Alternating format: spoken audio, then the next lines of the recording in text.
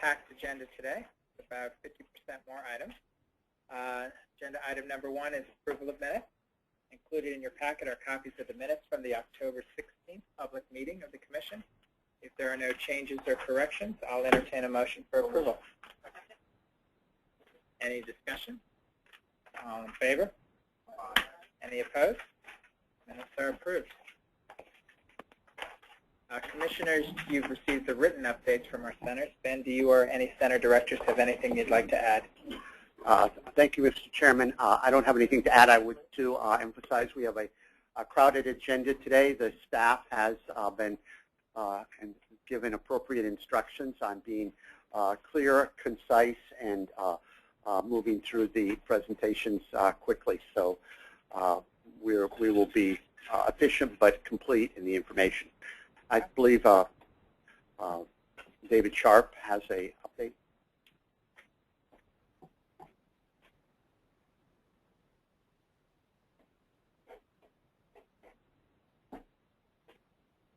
Good afternoon, Mr. Chairman, members of the Commission. I will try to lead off being clear, succinct, and quick. So one addition to the update to report, on October 23rd, the Centers for Medicare and Medicaid Services released a practice transformation network funding opportunity.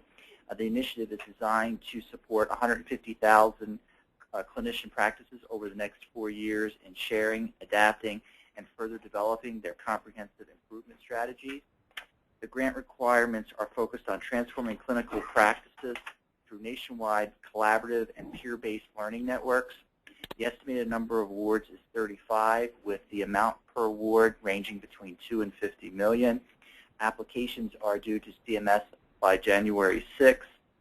Over the last several weeks, staff has worked with stakeholders to build collaboration in submitting a statewide application that builds on the existing efforts of the Commission around PCMH and its work related to health information technology.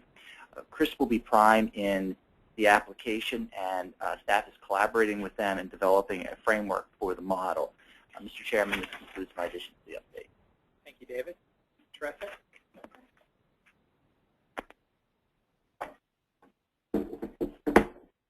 I, too, will try to make this very quick.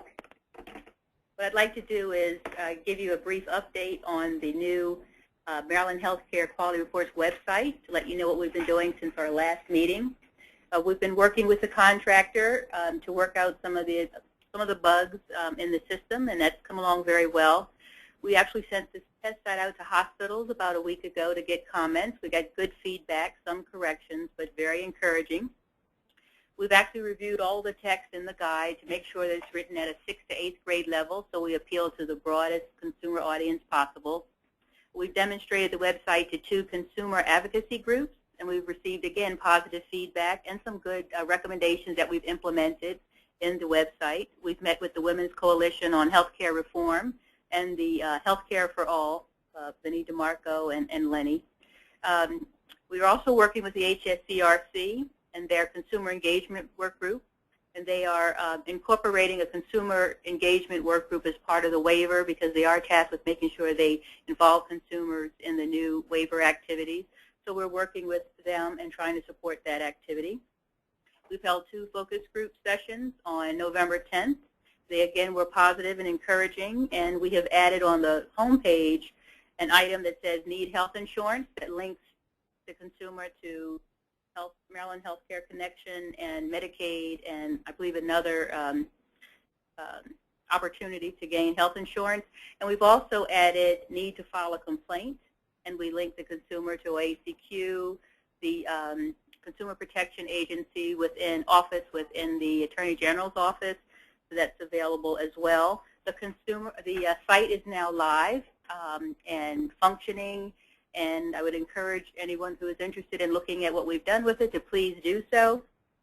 And just one other thing, we're now in the 3rd year of using phase internships. There is a collaborative effort between Johns Hopkins and the department, and we have 2 students this year, Wen Liu and Shannon Stallings. They're not able to be with us here today, unfortunately, because they are in class, but they'll be working again on influenza vaccination rates and trying to again, use this opportunity as a resource for developing issue briefs for our guide in the future, both for the consumer section and for the hospital section that will be a part of this guide. And that concludes my remarks. Thank you. Thank you. I'm pleased to announce that we've been able to find some help for Eileen Fleck with the very large and ambitious agenda that we've given her, and I'll let her make some questions.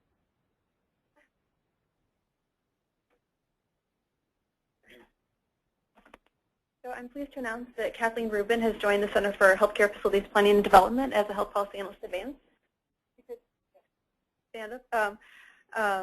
Kathy has a PhD from the University of Maryland in Health Services Administration, and she most recently was both teaching the health policy course and serving as Director of Student Affairs for the Master of Public Health program.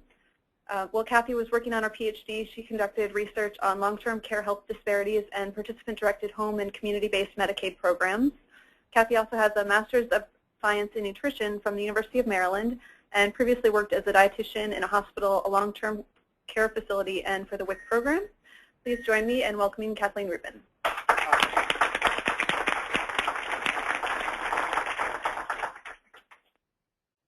you. Other announcements? If not, Eileen, I think you're back here. Hurried away too quick. Okay. So we're on to agenda item number 3, where Eileen is going to present a request from the Maryland Academic Consortium for Percutaneous Coronary Intervention Appropriateness and Quality that is seeking approval of its system for external review of PCI cases in Maryland hospitals as compliant with the current regulatory requirements for external peer review found in COMAR 10.24.17. Commission approval is required because MACPAC uses a system in which the physicians of a Maryland hospital are performing external review of Maryland hospital cases in exchange for physicians at another Maryland hospital performing its external review. Eileen? Thank you, Mr. Chair and members of the Commission. So as the Chair mentioned, new regulations have been adopted, and PCI programs now need to conduct an external review of 5% of their cases on a semi-annual basis. And we have a definition in our regulations for external review that's intended to ensure that the reviews are truly independent and free of bias. And I'll read the definition for you. External review means an independent review by clinical experts who are not affiliated with a hospital or healthcare system associated with the cases being reviewed. In addition, a hospital may not have its physicians perform external review in exchange for physicians at another Maryland hospital performing its external review, unless such reviews are done through a commission-approved blinded system that involves 4 or more hospitals. And so, as the Chair mentioned, Dr. Miller, on behalf of the Maryland Academic Consortium for PCI Quality and Appropriateness, also known as MACPAC, is seeking approval of its system for external review. MACPAC was initially established a few years ago as a partnership between Johns Hopkins University and the University of Maryland, and the goal was to provide a collaborative peer review process for the PCI cases that would be independent and that would promote the appropriate use of PCI. And so MACPAC has a core processing center which blinds the information and maintains a separation between the physicians reviewing the cases and the physicians whose cases would be subject to review. Dr. Miller has reported that 4 hospitals will be participating in the MACPAC and that additional hospitals are expected to join in the near future. Based on staff's understanding of MACPAC's operations, we've concluded that the system will meet the definition for external review that's included in the regulations. I also want to emphasize that we're recommending approval of their system because it will meet the definition of external review, and that such approval is needed in order for it to be a reviewer for Maryland hospitals that want to meet the requirement for external review that's in the regulations. When additional regulations with specific standards for external review are adopted, then MACPAC would need to follow those additional standards in addition to what's included in the regulations. Dr. Julie Miller is present today to answer any questions. At this time, I would like to ask for your approval of our recommendation. Terrific. Can I make a motion? Can I hear a motion to approve the system for external peer review? Second. Any discussion or question? I have a question.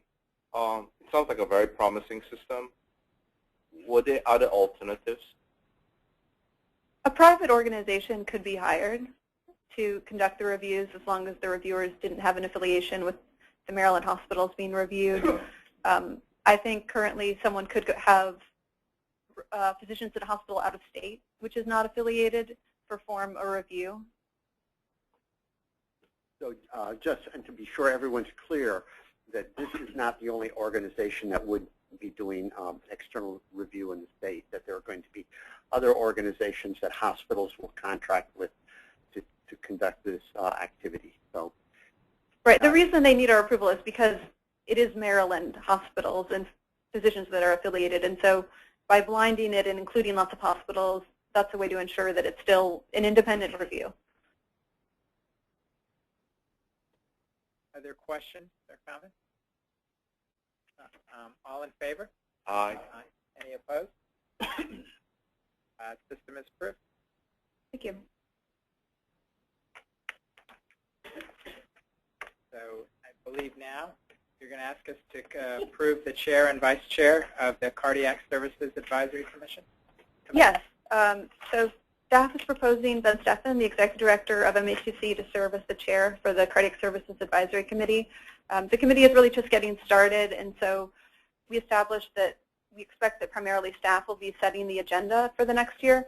And then staff is also proposing that there be 2 vice chairs, 1 cardiologist and 1 cardiac surgeon. At the first meeting of the Cardiac Services Advisory Committee, we asked members to email staff if they wanted to volunteer to be a vice chair, if they wanted to nominate someone else. And so there were 5 nominees total. And staff is recommending that Drs. John Conte and Dr. Stafford Warren serve as the vice chairs. Dr. Warren is a cardiologist who currently serves as the representative for the Maryland chapter of the American College of Cardiology on our Cardiac Services Advisory Committee. He previously participated in the clinical advisory group that met in 2012 and 2013 to provide technical advice on developing the new regulations for cardiac surgery. He also currently has privileges at Anne Arundel Medical Center, Sinai Hospital, Baltimore Washington Medical Center, and George Washington University Hospital in Washington, D.C. He has previously practiced in West Virginia, and his medical degree is from the University of Rochester School of Medicine, and his postgraduate training was at the University Hospitals of Cleveland and Duke University Medical Center. Dr. John Conte is a cardiac surgeon with privileges at Johns Hopkins Hospital and Suburban Hospital. He's also the president of the Maryland Cardiac Surgery Quality Initiative and played a major role in founding it. That group, NCSQI, includes all the Maryland hospitals with cardiac surgery, and their goal is to promote quality among all the cardiac surgery programs through sharing information and resources. He's previously worked for the University of Maryland Medical System, where he started the heart and lung transplant programs, and he also has worked in those programs for Johns Hopkins Hospital.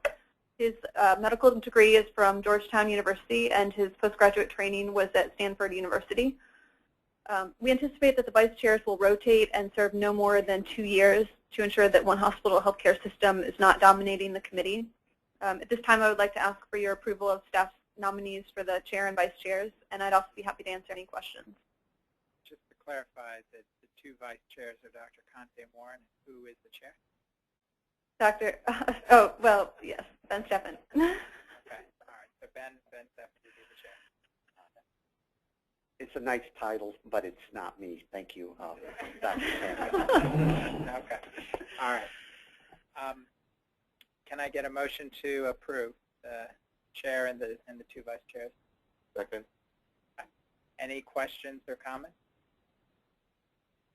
And all in favor? Aye. Aye. Any opposed?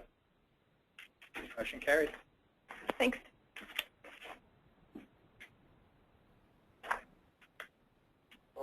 The next item is a presentation of an MRI study. The MRI study was conducted at the request of the chairman of the Health and Government Operations Committee, and Mary Jo Braid Forbes, who's president of her health research group, is the commission consultant that was contracted for the study. Mary Jo? All right, thank you for having me. I'm glad to be here and present the results of this study. Just to provide a little context, the study, the issue is that in Maryland, there is no in-office exemption for MRIs or advanced imaging. So on the federal level, the physicians cannot have MRIs in their office. They can have X-rays. You know, I'm sorry. In the federal level, they can have MRIs, like they can have X-rays in labs. In Maryland, you're not allowed to have MRIs. In the concern is that in the early 90s or the late 90s and early 2000s, that nationally MRIs started going into physician offices and the rate of use just took off. And that didn't happen in Maryland. The rate of use has been more steady. And so the concern is if you have an MRI in your office, that you're more likely to have patients have an MRI than you would otherwise if you didn't have it in your office and be paid for it. So that's kind of the policy context. There were several practices that, despite the law, did have MRIs in their office and had to divest of them in 2011. There was a request for a study to look at the before they divested and the after they divested to see if there was any change in their practice patterns to see whether the in-office restriction on MRIs is still appropriate. So the literature. Do we have the presentation? It doesn't seem to be advancing. Srinivas, or could you maybe come up and help, I can just push the down help with the presentation? I didn't realize I had that control. Sorry about that. Sorry. There I am. Okay, so the literature has looked at this a lot, the published literature. And studies are pretty uniform on finding that physicians or other practitioners with a financial interest in a service order more. They've looked at it various different ways. They've looked at exactly the same practitioners before and after, called switchers, and they've all found that there's been a financial interest increases the use. There was one exception. A very recent study by GIO looked at physical therapy services, and for family practice and internal medicine, it followed the pattern, but for some reason orthopedic surgeons reviewed for fewer services, even though referred more patients. But that was kind of the exception in the literature. Nowhere in the literature did I find a study of when physicians lost a financial interest, so going in the other direction. It's when they gain a financial interest, it goes up. But the question is, what happens when you lose a financial interest? And so Maryland provides a very interesting natural experiment in this. So just the policy debate, payers want only necessary care, and that's often very hard to define.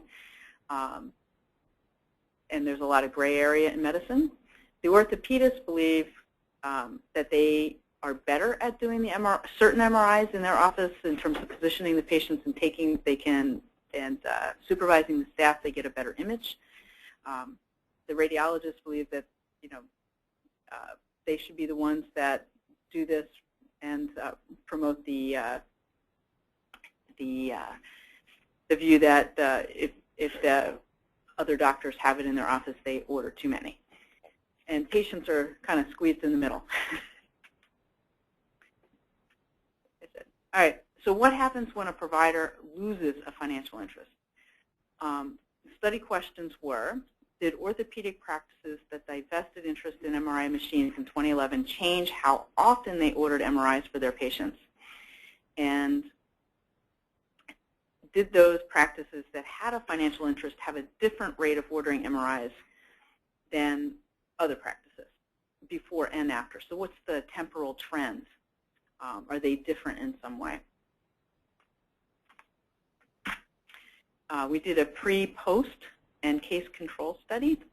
The years as designated in Chairman Hammond's letter were 2010 for the pre and 2012 for the post. Cases were the practices with the financial interest. The list of the names of the practices are on the back. There were 6 practices that we tried to study. One we had some data issues with, couldn't confidently identify their claims, so it ended up being a study of 5. They had 2 controls, one of practices which were pretty similar in size, location, types of patients, and then we ended up identifying 310 other orthopedists in the state as a broader control to see what the different rates were. The measure is patients with at least one MRI divided by all patients seen by the practice. So kind of all the patients seen, how many did you refer for an MRI? And so we calculated a rate, and then we also did a regression analysis to control for other factors that might influence use of MRI that we had data on, such as age of the patient, sex, whether the patient had a high deductible plan for the private claims, or whether they were dual eligible for the Medicare claims. It's a very busy slide on the demographics. We had a fair number of patients in each group, a lot of images. The average age for the private patients in all the groups was pretty similar. The average age for the Medicare patients was pretty similar. And I'll leave you to. All right, so this is the main finding graphically.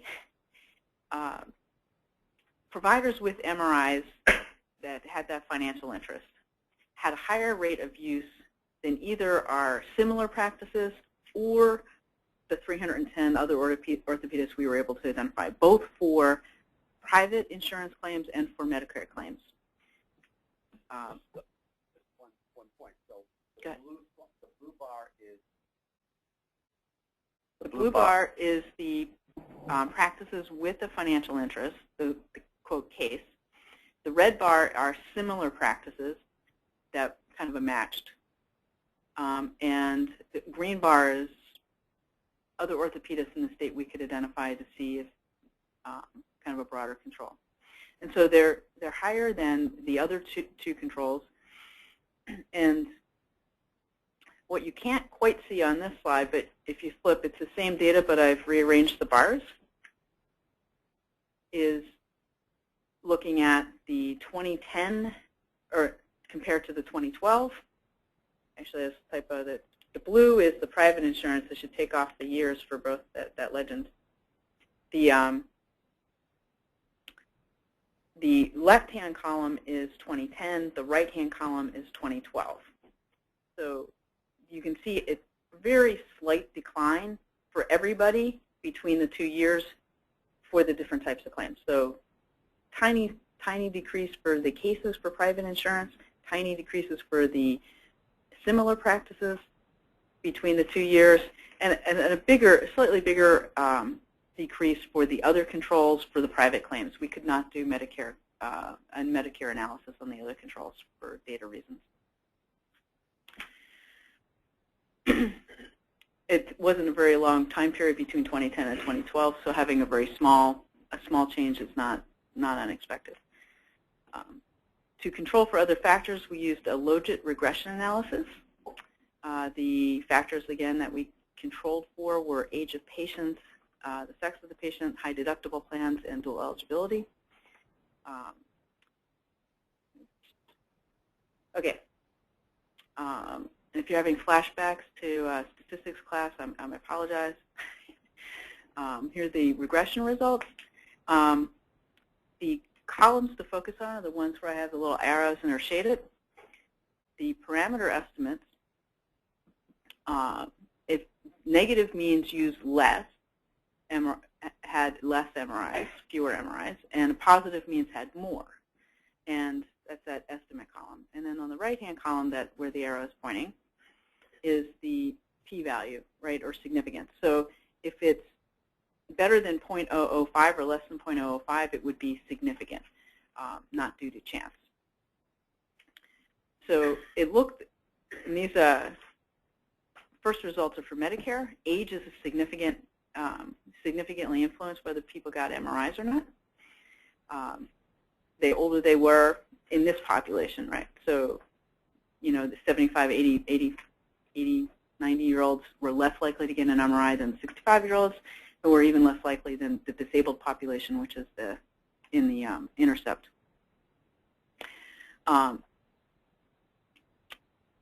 The practices which are blinded here, but we looked at the practices individually. They had significantly higher use, or most did, than all the other groups in general, which you could see from the bar chart. That's not a surprise. But when you looked at it between 2010 and 2012, did they have different practices between 2010 and 2012? None of that came in significant except for one practice. So we can't say that there was any change in their behavior between 2010 and 2012 because they lost their MRIs or financial interest in an MRI. Their practice patterns didn't seem to change any more than what everybody else was changing. The next slide shows the same LOGIT results, but this time for private insurance. For the private insurance, we have the second control group in there. Not surprisingly, high deductible plans. You can see a negative coefficient on the variable high, which means they're less likely to get an MRI when they see a doctor.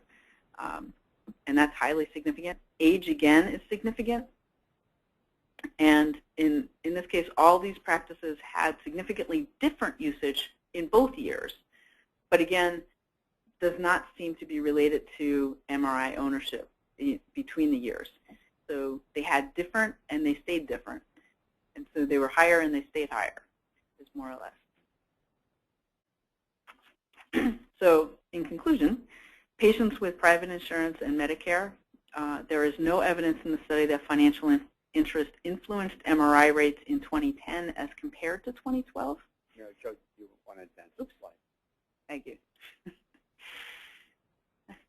I should be better at multitasking than I am. The rates of MRI use are higher and significant for cases for both private claims and Medicare in both 2010 and 2012, even after controlling for factors such as age, insurance design, and Medicaid status. And the rest of the slides, let me get limitations. We initially tried to do this with the billing NPI. We ended up having to move to federal tax ID, which actually worked better for identifying practices, but meant that we couldn't use the billing NPI was not usable in the Medicare data, so we had to drop a second control in Medicare. The pre- and post-test timeframes may be too short to detect what's actually going on. It could be that they're slow, sticky, what they say, sticky downward. They may be changing their patterns more slowly and maybe further out. We don't know why they're higher to begin with because we didn't see before they got the MRI. And other factors could influence MRI use, such as the age of the physician. Older physicians may not order them as often compared to younger physicians. We didn't look at that. We didn't look at income of the patient or other patient conditions. We also didn't look at other imaging modalities, such as CT or an X-ray or any kind of substitution effects. And the rest of the slides just give more detail on the methodology, the codes, the specific codes studied. These are the specific MRI studies that we looked at, which are pretty typical of orthopedic practices. And rather than going through the rest of the methodology slides, I'll take questions. Yeah. Can you go back to the slide that shows the core data, which is your little the bar chart? Control. Yeah, the bar chart. Yeah, show us that again. I have a headache from looking at it. It's better than the regression results, right? Yeah, not the regression results, so this one. So let me state what I think I hear you saying, but you're saying that if you looked at this data, let's say for private insurance, and you saw the cases and then you saw the controls, you might say, oh, there's a 4 to 5% difference in MRI use, but you're saying after you control for everything, that difference goes away? Not exactly. Okay. So there is a difference. Right. Their cases, bar charts, are significantly higher in both years. Right. The drop between 2010 and 2011 is pretty much the same for both groups, for all groups. The only thing I would say is the other controls had a bigger drop between 2010 and 2011 than the similar practices. We're not quite sure why that is, but everyone dropped a smidge. But you're saying your cases are providers with MRI machines, right? Yeah, And they have higher utilization utilization in than both people years. without, in both years. They have MRI machines in both years, right? No, they had MRI machines in 2010. They divested in 2011. They did not in 2012. And so when they did not have an MRI machine, the question, what we would have, a positive finding would have been that they dropped more than the temporal trend. I would have interpreted the data as saying those providers got used to doing MRIs, right, and were doing it 5% higher, and then when you took their machine away, their behavior didn't change. Right. Exactly. Yeah. But still, the presence of having those MRIs is costing $50 a patient if the MRI costs $1,000, and that persists despite the lack of MRI machines. The losing financial incentive did not change their behavior. Okay. Right. Why they are higher to begin with was not studied. Yeah. Okay. I just think it's important for the legislature who commissions a study like this, and obviously it's been done as well as we can, and I think the methodology is good.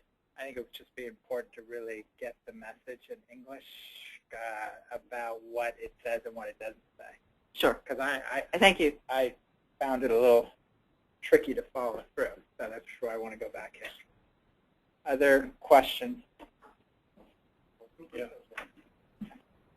Was there any relationship looked at between the diagnosis codes used to justify the MRIs? Because when you look at just the tests that are ordered, there can be a variety of reasons those tests are ordered, and those diagnoses can migrate over time. And in my mind, the real question here is if you own an MRI and you see, versus you don't, and you see a certain type of illness, are you more likely to order the MRI for that illness or not? And so, I mean, this is sort of aggregate ordering patterns, which may or may not be sensitive enough to detect behavior at some level. Clearly, there's a pattern you see, but I'm not sure at the individual physician level how you can make the assumption that, if I've ordered 10 MRIs one year and 10 MRIs or 100 MRIs the next year, it should be diagnosis-based. What am I looking for in any one case? Right. We did not match this up to specific conditions because that would have been a far more complicated and clinically based study. But we were trying to find whether there was a change in behavior, and the underlying assumption was that the practices would have approximately the same kind of patients in 2010 and 2012, that their typical patient that they see would not change, so that a change between 2010 and 2012 could possibly be attributed to the loss of financial interest if there was a change, and there was not an appreciable change. Gary, and then Mike. Yeah, I was just going to say, so it was one possible assumption from this, that it's commending the practices, that the docs were doing what they thought was the right thing, whether they own the equipment or not. Is that a possible conclusion? In medicine, what the right thing is really tricky. So, well, there's a lot of gray area on whether you need, who needs an MRI, and there's a lot of disagreement of this. If it was straightforward that, that then insurance companies could have a better job of adjudicating what's medically necessary and what's not. So this is kind of a proxy for medical necessity. A lot of these laws went in because they can't judge directly medical necessity. But don't. If the numbers were different and there was a 10% drop, we'd be saying something different, like the docs were influenced by owning the MRI, which this shows they weren't. It shows that they stayed the same. What we don't have is before they got the MRI, and so I don't know. Michael. Yeah, thank you. Nice report. I agree. Thank you for getting the clarification. But the last point was what I was going to raise. We don't know if the group that had the MRIs became higher utilizers. In other words, what were they before they got the MRI? Because once you get into a practice pattern and it becomes easier to do an MRI, even taken away might not have changed their practice pattern. So looking historically where they were before, which is not part of the scope, study. but would be informative. The other thing is your observation that the others and controls started to reduce utilization, if I understood you, a bit more in 2012 than the ones who had the MRI and then didn't have the MRI, correct? The other controls, The other controls. Right? not the similar practices. All right, the other So controls. I'm not Well, really sure. around what's going on there. 2012 was when there was a growing concern about overutilization, and you had the Choosing Wisely campaign kickoff. So depending on when the data start, you may actually support the idea that there are higher utilizers who own the MRIs and those who are more receptive to sort of the message of not using it inappropriately or excessively started to respond. So there's a lot of conjecture here, I understand, but I don't know how firm our conclusions can be based upon the data that we have. All the data can say is there was no change. I don't know why, and I don't know why they started out higher.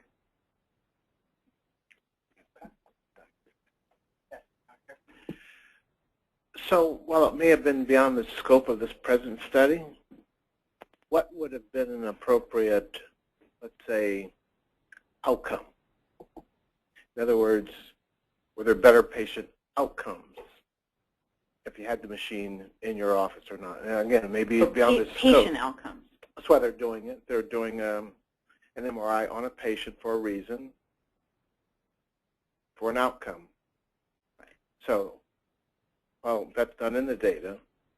Is there a outcome that would be appropriate to look at, given the scope? I'd have to think about that and consult clinicians on what appropriate. So it's possible markers that would the be. higher users had better outcomes. That would be an interesting study. I would say that not on MRI usage, but on other things, people have looked at that relative to financial interest and have found that the higher utilization of other services, and not in Maryland, and not these people, have found no reduction in downstream costs, no increased benefit to the patient, and no higher quality, and no shorter length. I mean, there's a couple different studies. So the higher utilization by people with a financial interest has not been shown in the literature to have a benefit in other studies. Not that it couldn't in this case, but we didn't look at it, but other studies have found that. Okay. I'm hard-pressed to imagine if you were to interview any of these providers that they would say they did it because of income. Oh, I'm sure they didn't think that. Right. So they all think that there's a better outcome, but we don't have a signal there yet. Okay. Ben? So I just wanted to briefly outline what the next steps are for this. These are the findings from the data analysis. We will be developing a report with our consultant on this, and I would expect that we would review the draft results with the interested parties, both orthopedics and other specialties that have positions on this issue. We would bring back a draft report to the Commission for approval or submission to the Chair in December. All right. Thank you. All right. Move on to agenda item number 6, which is around electronic pre-authorization and the benchmark attainment report. In 2012, Maryland law requires payers and PBMs to implement electronic pre-authorization processes in a series of 3 benchmarks. If you'll recall, in the legislative session of 2014, amendments were enacted to add a 4th benchmark requiring an electronic process to override step therapy or fail first protocols for pharmaceutical pre-authorization requests. Angela Evat and Nicole Majewski will present the report that will be submitted to the Governor and General Assembly by December 31st. Great, thank you. Good afternoon, Commissioners. The establishment and diffusion of electronic pre-authorization aims to increase administrative efficiencies for both the payers and providers. Thanks to the leadership of the Commission, a law was established in 2012 that requires payers and pharmacy benefit managers to make available electronic pre-authorization systems and process to providers. Nikki Majewski will provide to you with an update of the implementation of this law, as well as continued efforts to increase diffusion of this technology. Good afternoon, Commissioners. Pre-authorization is required before certain healthcare services can be rendered. It is intended to ensure the services are medically necessary, cost-effective, and safe for patients. The pre-authorization process is typically varied widely among state-regulated payers and pharmacy benefit managers, often relying on paper forms, faxes, and phone calls. Electronic pre-authorization aims to increase administrative efficiencies in the pre-authorization process by eliminating paper-based processes and enabling healthcare providers to submit and track pre-authorization requests electronically. Maryland was one of the first states to require payers and PBMs to implement electronic pre-authorization. State law in 2012 required payers and PBMs to implement electronic pre-authorization processes in a series of 3 benchmarks. In May, the law was amended to add a 4th benchmark requiring payers and PBMs to implement a step therapy or fail first protocol override for pharmaceutical pre-authorization requests. The law also requires providers to utilize payers and PBMs online portals or a national transaction standard once adopted by the healthcare industry as determined by MHCC. As a side note, the online portals and the transaction standards are 2 different ways to submit a request electronically. The online portals are standalone web-based systems, and the electronic transaction standards enable healthcare providers to submit a pre-authorization request through their electronic health record or e-prescribing system. The law also requires MHCC to report annually through 2016 on payers and PBM's progress. This is the 3rd legislative report. Payers and PBMs have implemented the requirements of the benchmarks. This year's report particularly focused on payers and PBM strategies to promote the availability of their online portals. The most common strategies identified included training sessions as well as information provided on faxes, newsletters, and websites.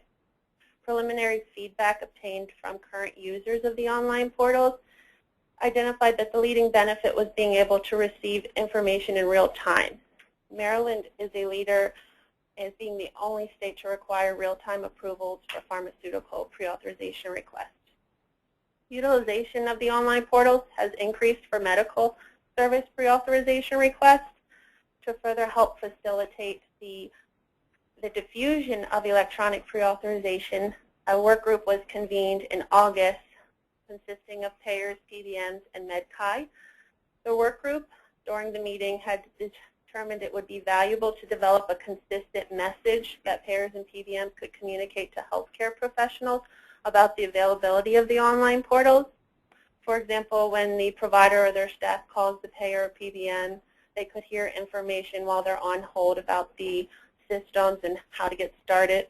Similar messages could be incorporated into correspondence for pre-authorization requests submitted by fax or mail.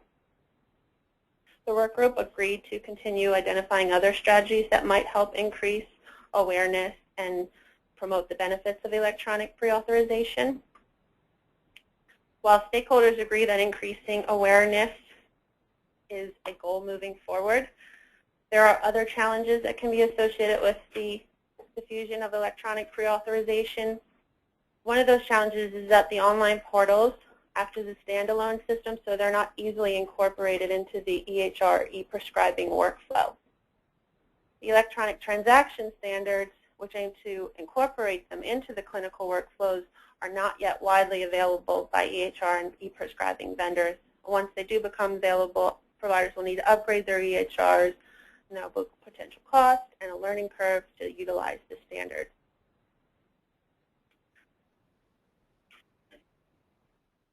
In 2015, MHCC will continue to collaborate with stakeholders to identify ways to increase utilization and awareness of payers and PBM's online systems. We'll also particularly focus on which strategies might work best at communicating the benefits of electronic pre-authorization. We'll also continue to work with payers and PBMs to implement the 4th benchmark, which is the step therapy fail first protocol override, and as required by law, continue to report on their progress through 2016. Thank you, and if you have any questions. Can I get a motion to approve the report? Second. All right. Any questions or discussion? Do you know what percent providers are using? For pharmaceuticals, it has remained below 1%. The medical service pre-authorization request is currently around 36%, and that has grown a little bit since 2012. Utilization is still a little low.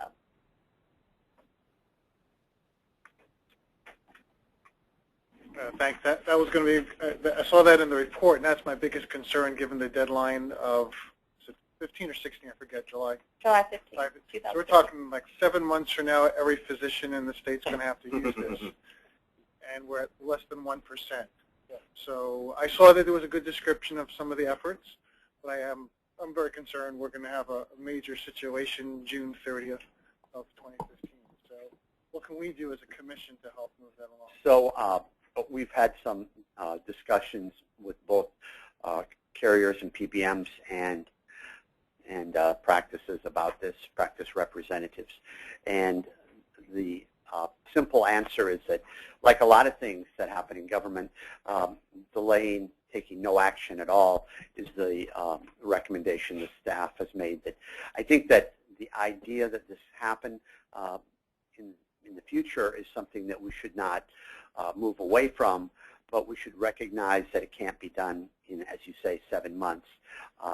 We need to further understand why PBM progress, or more specifically, pharmacy pre-auth has not become more automated. I think the clearly workflow issues there are compelling. So by simply not promulgating the regulations, they would not have, we would have no requirements on practices to do anything. I think removing the requirement would be short-sighted for everyone because it was a compromise that was agreed to after quite a bit of debate, and I think that there are some in the provider community that really think this is going to be beneficial and just needs to be delayed. I absolutely support the direction. I think the workflow issues, the market's probably telling us that the workflow issues are difficult to overcome, although some folks are using it.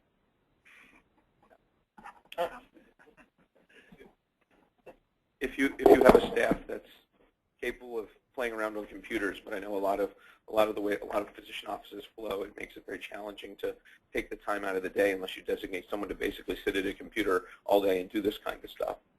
Whereas offices are sort of primed to deal with paper as they come through faxes. I don't know how you change those workflows at the office level as a state body or any other external organization.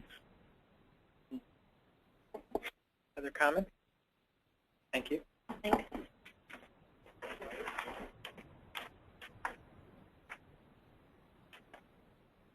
To agenda item number 7, which is the Maryland Physicians Trauma Fund report. MHCC is required to report to the Governor and the General Assembly on the status of the Maryland Trauma Physician Services Fund each October. This fund provides uncompensated care payments to physicians who treat trauma patients and to Level 2 and Level 3 trauma hospitals that pay on-call stipends to physicians to accept trauma calls. Bridget Zombro and Karen Rezabek will present the report on the fund and provide staff recommendations on steps that the Commission could take to further streamline operations. Good afternoon, Mr. Chairman and Commissioners and ladies and gentlemen. As Commissioner Tanya said, the fund reimburses uncompensated care and provides stipends for on-call, and in addition provides grants to trauma centers for trauma-related equipment. I'm going to talk a little bit about the finances of the fund. Actually, this is the first year that the fund expended what it collected. So the fund collected $11.9 million in FY 2014, and we also expended $11.9, largely due to legislation that went into effect that allowed us to take money out of surplus to balance the books and then put it back in. The fund expended $4.8 million in uncompensated care payments, $6.5 million in on-call and standby stipends, $118,000 to Medicaid, and $400,000 of the funds went to administrative expenses, largely to the TPA and the audit contractor that we have for the fund.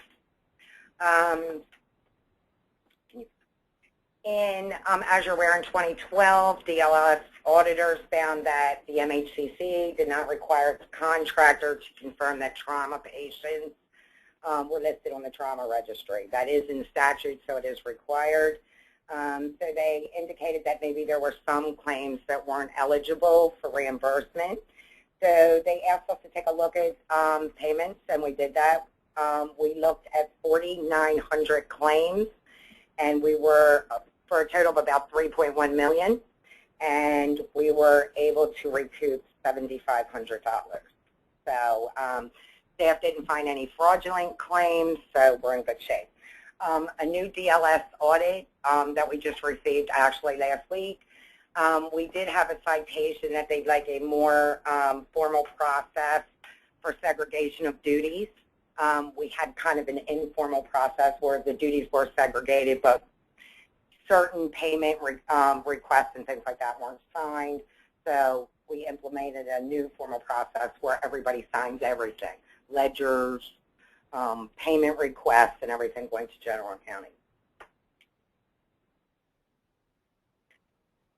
So the staff has considered ways to promote efficiency and save money, and some of the options that we have discussed include revising the process for payment of uncompensated care, removing the payment per claim, and considering a stipend per practice based on past history, and also putting a back date for which claims must be made at the present time and throughout the history of the fund. Physicians can make a claim back to the beginning of when this law went into effect in 2004, and we would like to make a deadline of 3 years or 2 years. And that's all, and we'd be happy to answer any questions you have. Before we get to questions, can I get a motion to approve the report and recommendation? Second? All right. Questions for Karen and Bridget? One, you say that because it's past legislative deadline, you can't legislate the way the funds are collected this year. But since the compensation goes to a private sponsor, if this has so burdensome to them, they could actually go to a private sponsor and have that. Actually, yes, you're right. They could work. Yep. I guess the question is just around the whole nature of fraud in this area. So the auditor thought there was, and then a detailed look on. I don't want to know how many hours that took, but it's a lot. Many. It really showed none. Then here now, is this process, have you guys thought through any of the downsides where there could be higher incidence of fraud as a result of this process? You know, I think what we would look to do is if we move forward with this, and we're looking at several options just to reduce some of the burden on the billing offices, we would pick it up at the audit at the end, in the back end, and do, I think, a more strict audit. I've touched base with a couple of the DLS auditors now. There is precedent with other administrations doing this in the state, and their recommendation is to do a more, you know, usually I think it's a 20% sampling for audit, do something a little bit greater than that, maybe 50% or something. So that's, you know, when we do, if we do move forward with this, we would bring it back to the commission, and I'll let you know how we would make sure that that doesn't happen. And has the auditors weighed in at all on this type of methodology and how they would audit it going forward? No. They, you know, we're just looking at this process at the beginning. I asked them if they would be willing to, if we do move forward with this, to take a look at a system before I would even bring it to the commission, and they agreed to do that. so at that time I would go over with. So against this general framework, it's been long thought that with the establishment of the ACA that uncompensated care would decline because hospitals would, rather than not having a payer, would enroll them in patients in Medicaid. We haven't seen that yet, but it's still my thought that we would see some decline in uncompensated trauma care as we move through the maturity of healthcare reform, yet to be seen. That sort of is where I was going with some comments. So this reimburses the trauma surgeons who are on call in the event of they need to be called of an emergency that they need to be called in on. And it's financed through $5 on our driver's license, a user fee, right? Yeah. So there's two things. One is hopefully there will be a decrease in uncompensated care as more people get coverage. But I'm also wondering if in the financing of the waiver itself, if that changes anything with regard to this trauma fund. This trauma fund feels like sort of an old-fashioned one-off remedy to fix something that's outside of the way the system's going forward. So I don't really have a solution other than to point out that hospitals, all the hospitals in Maryland, which are nonprofit, have to book community benefits every year. The largest item that they book is something called mission-driven services. And when you drill down to see what that really is, that's paying on-call specialists to be on call.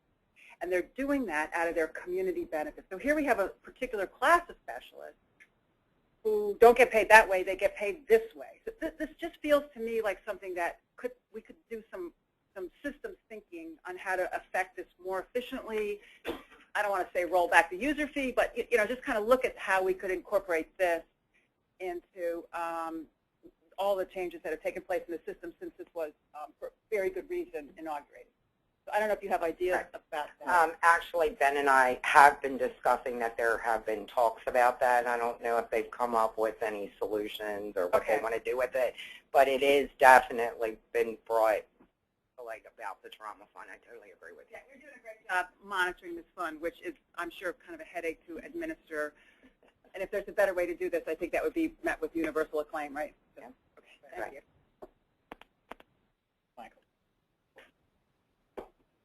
Not to pile on, but it did strike me that there's more spent in on-call and standby stipends than actual uncompensated care. Yeah, this is the first year. So is that the first year? But I just noticed that. The other thing is in the first proposal revised with deleting payments and looking back 3 years, if there is pickup on ACA and coverage, wouldn't that result in an inflated rate? Because, right? So yeah, we've considered. Yeah. Okay. So, recognizing this is a long agenda, but it's probably important for all the commissioners to know that the principal trigger for this entire fund was the closure of the trauma center at what is now Meritus Hospital in 2002. That Meritus said we can no longer cover on-call costs for trauma providers, not only trauma surgeons, but orthopeds, anesthesiologists, et cetera.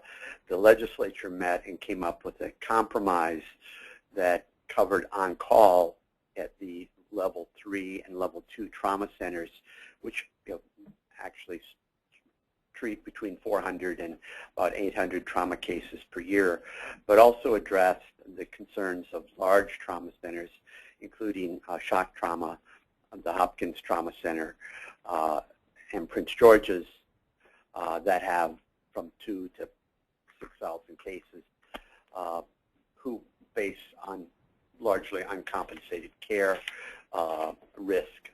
And so it's solved both. And I think the position that Commissioner Phillips made is a viable one that we'll want to study and work with our colleagues on.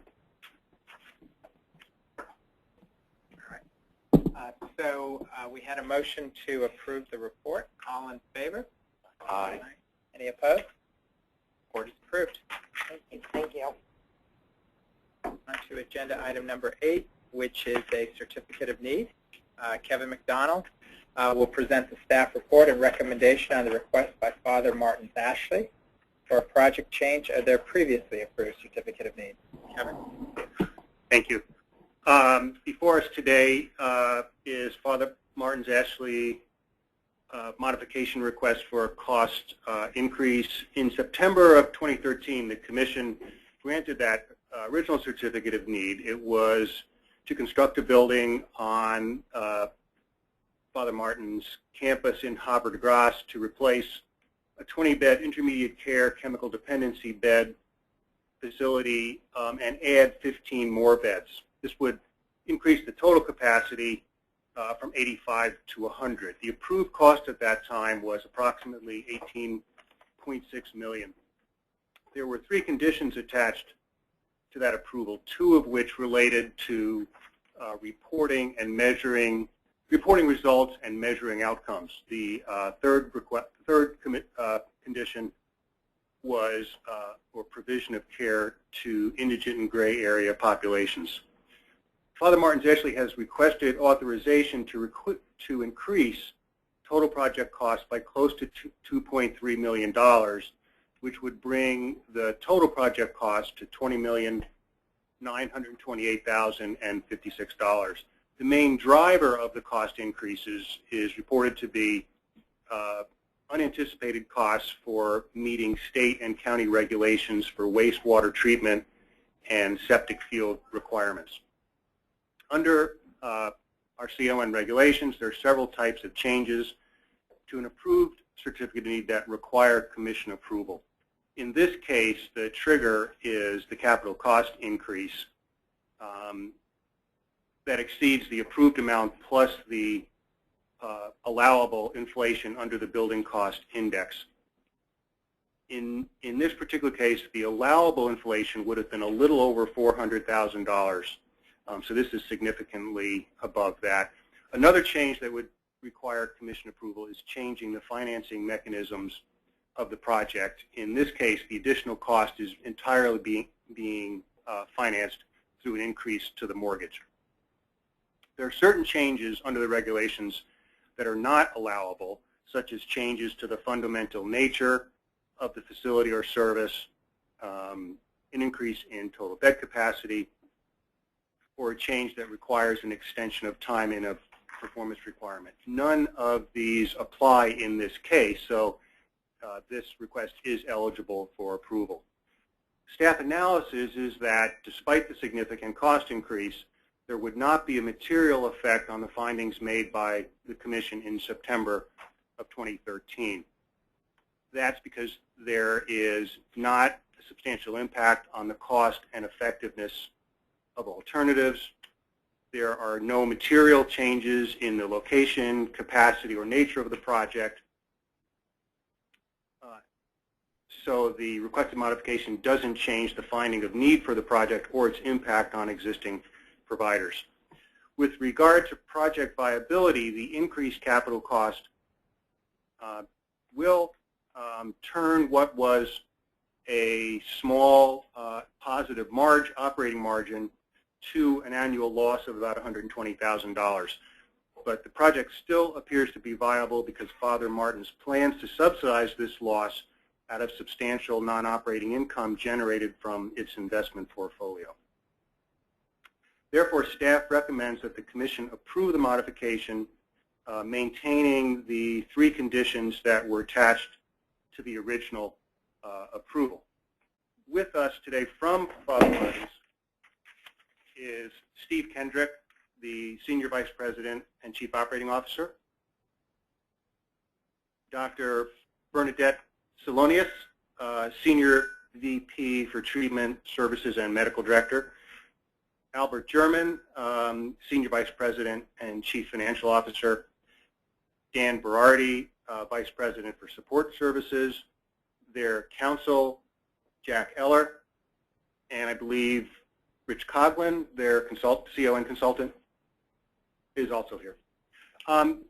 knowing that the Commission has significant interest in data reporting and quality measurement, I requested that Dr. Salonius be prepared to speak on Father Martin's progress towards developing quality and performance measures that can be benchmarked with similar programs. And so I would ask her to join us for a couple of minutes and give you an update on that condition. Good afternoon, Commissioners. In order to do a program evaluation, we were able to establish a relationship with Dr. Eric Strain, a professor in the Department of Psychiatry at Johns Hopkins University School of Medicine. Dr. Strain has been doing research in addiction for quite a few years. He has delegated the main work of working with us on this program evaluation to one of his junior faculty, Dr. Kelly Dunn, who is also on the faculty at Johns Hopkins University School of Medicine. We have so far surveyed a group of our current patients to find out if they would be willing to participate in interviews while they're in treatment and post-discharge. We were able to determine that, and through a paper and pencil survey, that the vast majority of them would be willing to participate with us in doing program evaluation. Most of them would be willing to do an online survey. So we were able to establish that we could do a web-based survey. We've identified a web-based company that could really automate the survey assessment.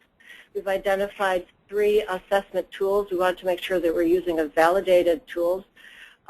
One is the Brief Addiction Monitor, which was developed through a collaborative group from Treatment Research Institute, Philadelphia VA Medical Center, and University of Pennsylvania School of Medicine. That has 3 subscales which would help us look at alcohol and drug use, risk factors, and protective factors. The second scale we've identified is the drug-taking confidence questionnaire.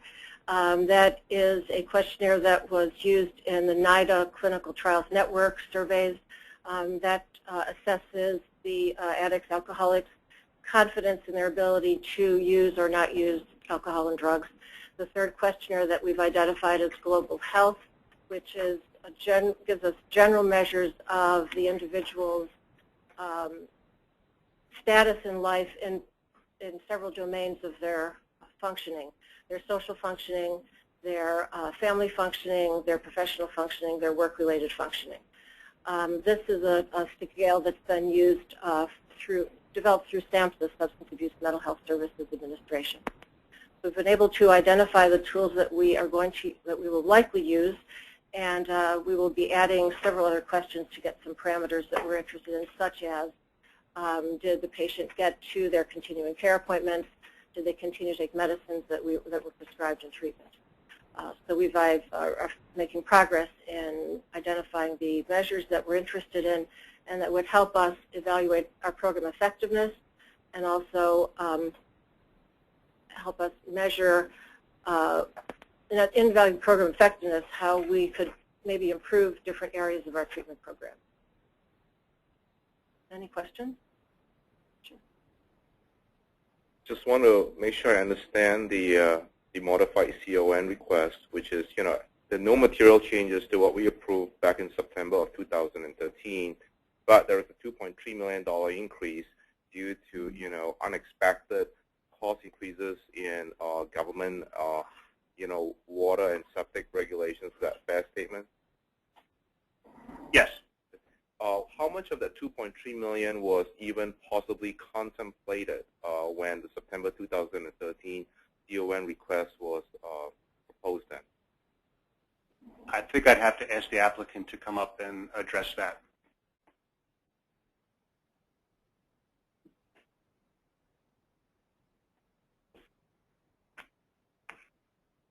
Commissioners, I'm Dan Berardi, Vice President of Support Services for Ashley, principally in charge of the project itself.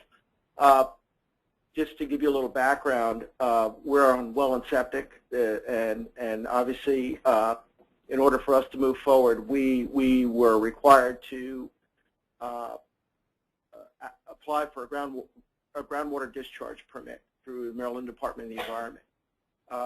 For over 3 years, we were collecting data with groundwater monitoring wells, mound studies, things of that nature in order to get the geology appropriate to be permitted for a groundwater discharge permit. A groundwater discharge permit itself triggers all of the other activities, which would be the Development Advisory Committee with Harford County Government in order to approve our project and to move it on for a building permit in order to build the project itself. Around this time, about a year ago, it was determined that I guess the geology or whatever we had under our ground just wasn't, the science wasn't right. It wasn't perking the way it should be. The studies that had been put to test and the report itself with the application that was submitted to the state was not sufficient. And we were asked to go back to the drawing board, basically. We had to hire another consultant firm to do additional monitoring, additional data collection, and additional science in order to get a system that was felt to be appropriate for our needs. That process took us to the point where we were issued a groundwater discharge permit, but that's not the end of the story. From there, the state continued to scrutinize the characteristics of the septic drain fields themselves. There was modifications that had to happen with that. As a result of the change in the study, there were modifications that were required for the pretreatment facility itself. Candidly, all of those items added consultant costs, and they've added dollars to the actual build-out itself of the job. We do have a groundwater discharge permit now. We do have a building permit now, and we do have septic approval. But all of those steps were required in order to get to that point, which was a significant increase in cost. It was not anticipated, nor did our consultants consider it to be something that we would anticipate in the job. Did that cover the question? Any more for me? I just have, a follow-up, though. You went through that litany of experience. That am I understanding you correctly that all of that experience with MDE occurred since September 2013, and that is the actions that MDE and other regulators imposed on your organization is now resulting in an increase in cost of $2.3 million. Am I understanding your assertion correctly? Well, because we did not have a groundwater discharge permit when we received our approval, our CON approval. Right, but in September 2013, you knew you would need that. You knew that you would We did know we would need that. Right. We did not know what additional work. You didn't know work. what the price of that would be. That's correct. And so in this past year, as the regulators became more explicit with their requests, I want to understand what you're saying to us, because I think it's pretty important. $2.3 million is a pretty substantial bump up. We understand that. And so I want to understand that you're saying that that's a result entirely of new information that the regulators imposed on this project in the past 13 or 14 months. Well, is that what you're saying? Well, I'm saying it's most of those dollars and cents. I mean, there's other dollars and cents that were related to the escalation in the cost of materials too, which was what we did not anticipate in September of last year when we wanted to start. Septic system materials and the ones. Not just the septic materials, but all of the material costs that we. Oh, that's a different. That's really a different category then. But it's not a different category. But it's all collectively part of the additional cost itself in the job. Did that help? It's disturbing. I don't know if it helped, but I guess it helped to understand how your cost inflation in the course of just over a year accumulated by $2.3 million. Largely, I'm still taking away, largely as a result of state and local environmental regulations. That's correct. Okay, thank you. So I just want to understand, so currently the business plan is that given these unexpected expenses, you'll operate at a loss indefinitely, that'll be overcome by investment income. Is that right? That's correct. Yeah. Okay. So I just, it would be helpful for me to I mean, obviously unexpected things happen, but, you know, if you had looked at this investment from the start and knew the cost involved, would it have been would you have continued to go with this project knowing that you would have had an ongoing loss? Yeah, we would have. We certainly would have identified our non-operating income as an opportunity to supplement this. We just feel this is a very important need of the community, and it's very worthwhile. Just it's a small amount, $100,000, relatively small amount of money that isn't materially impacting the decision whether to move forward or not from a financial consideration. So we just feel it important from a community perspective that we move forward and provide this needed service. Are there questions or comments? See any? Not. Is there a motion to approve the certificate of need? Change in the approved project. Second. Okay. Any other discussion? Not. All in favor? Aye. Any opposed? Any abstentions? Okay. Very good.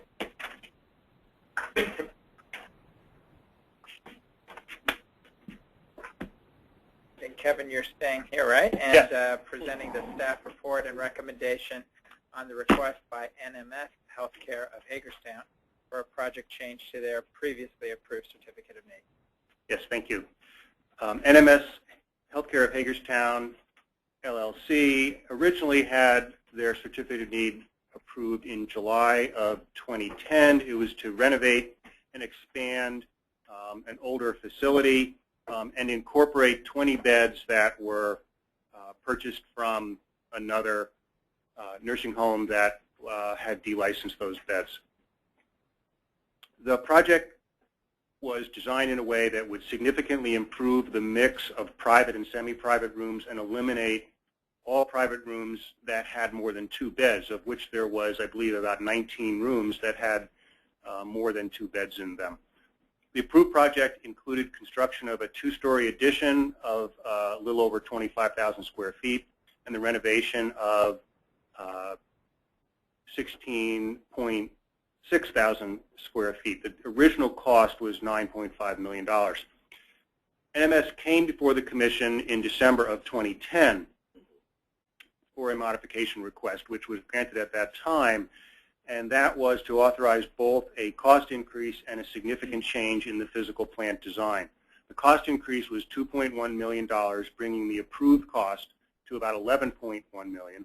The design changes significantly reduced the scope of the renovations, bringing it from a little over over 16,000 square feet down to a little over 1,300 square feet. This had the effect of limiting the number of private rooms, reducing the number of private rooms that were going to be created to 22 instead of 42 in the originally approved project. But the modified project was still going to continue to eliminate all rooms with more than 2 occupants. The modification request before the Commission now is for another cost increase that exceeds the permissible inflationary increase.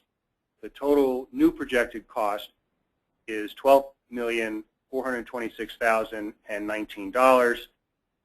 This increase of about $970,000 is well above the inflation allowance in the cost index that would have been $327,000, a little over or close to $328,000.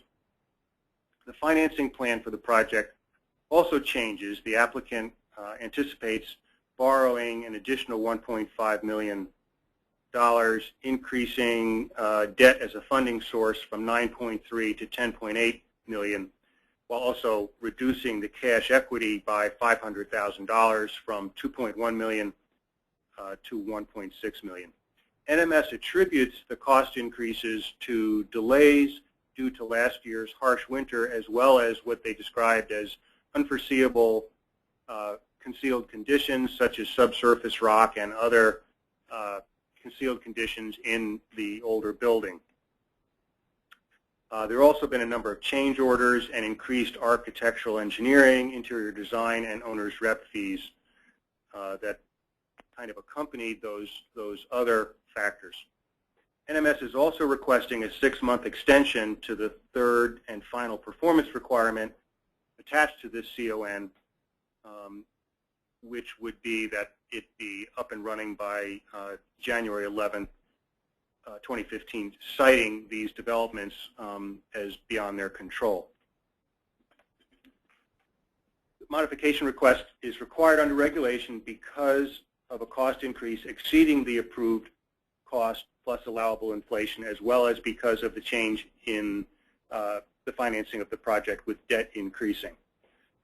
Staff analysis is that the cost effectiveness of the project remains sound when measured against the Marshall Valuation Service benchmark. Viability of the project now actually projects greater profitability than it did when it was approved. That is due primarily to a positive change in the census mix with higher acuity patients and a higher proportion of Medicare patients in the facility now than was the case when the project was planned in 2009. The modification also has little if any impact on the rates that will be paid for nursing home care by the primary payers, Medicare and Medicaid. That's because Medicare reimburses prospectively with predetermined rates based on patient acuity and geographic region and are not facility specific. So the construction costs have no impact on the rate that Medicare pays. Medicaid has a ceiling regardless of the cost that the NMS Hagerstown facility has already exceeded. So again, there'll be no additional cost to the Medicaid system as a result of this cost increase. Any increased costs will fall on the small proportion of patients paying out of pocket or third-party payers, which is a single-digit percentage, but even that is subject to market forces. And I would imagine those prices could not rise to the point where people would then vote with their feet. Finally, because there's no material changes are occurring in the location, capacity, or nature of the project, the requested modification does not change the earlier findings of need for the project or impact on existing providers. And an additional piece of information is that Washington County is consistently showing one of the highest occupancies in the state. It's been above 90% for at least the last 6 years running, and NMS has been well above 90% as well. For these reasons, staff recommends that this modification request be approved, with the approval maintaining the original condition placed on the approval of the project, which was at the time of first use review, NMS Healthcare of Hagerstown shall provide the Commission with a completed memorandum of understanding with the Maryland Medical Assistance Program, agreeing to maintain the proportion of Medicaid patient days required by Nursing Home Standard COMAR 102408-05A2. Staff also recommends that the NMS request for a 6-month extension of the third performance requirement be granted. That would give NMS until July 11th of 2015 to document that the approved project has been completed, licensed, met all legal requirements, and is providing the approved services.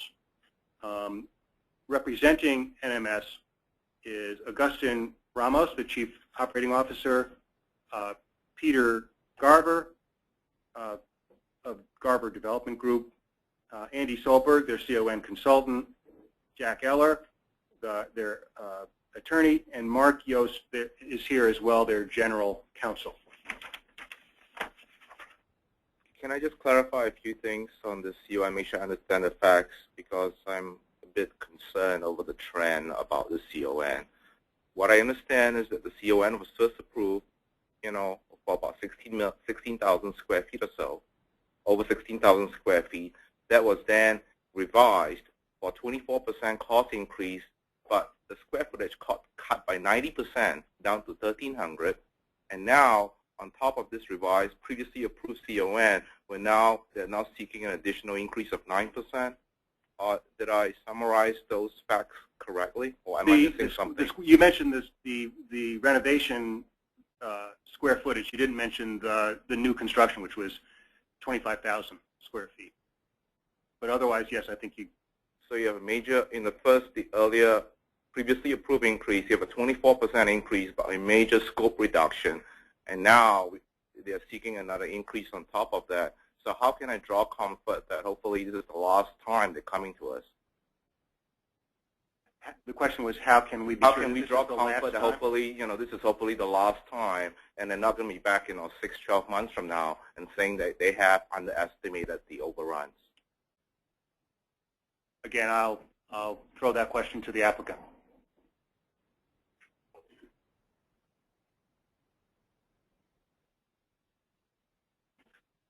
Hello again. I'm Jack Eller.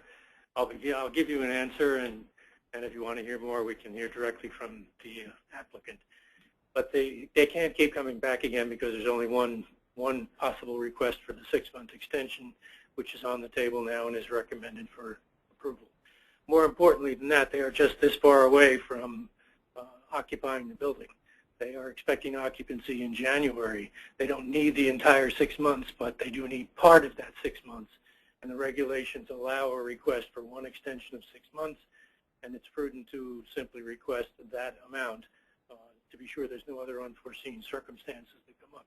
But they are literally just months away from, just a couple of months away from occupying the building.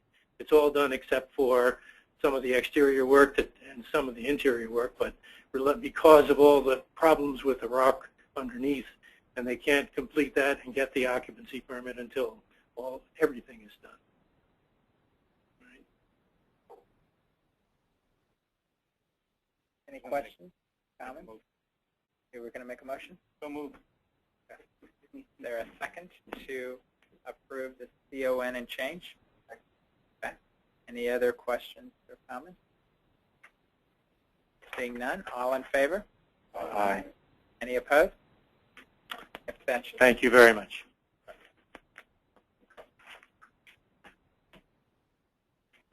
On to agenda item number 10, the update of medical care database manual. The Commission updates its reporting requirements for the Maryland medical care database, which is Maryland APCD. As required in the regulations, staff is requesting Commission approval to post the 2015 MCDB manual on the website. And Srinivas will provide a brief overview of changes and is available to answer any questions. Thank you, Mr. Chairman and Commissioners. We'll just give you a brief overview today of some of the changes we've made and ask you for approval to post it to our website. Just to give you a brief background on what's actually included in the MCDB, there are, first, commercial entities are the main target of this particular request for data. That includes life and health insurance carriers, HMOs, and last year you approved an update to our regulations that now brought on TPAs and TBMs, and which includes behavioral health administrators as well. We also added qualified health plans, qualified dental plans, and vision plans as part of programs that report to the exchange. These were already done the last time. We have a few different fields that we files that we collect as part of this report.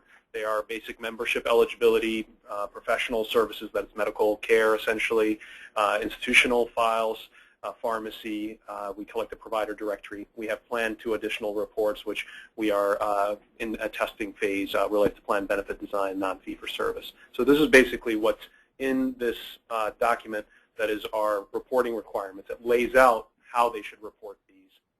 Just as a point of fact for you, we do include Medicaid MCO data and Medicare data in the database. However, that is not done through this collection. We get that separately from Medicaid and also from data requests to CMS. So what's changing? Just as I mentioned, you approved most of the changes in 2013 and 14, and so there are relatively few changes this time around. We did one major thing, which is to try to reduce the documentation requirements and streamline the document itself.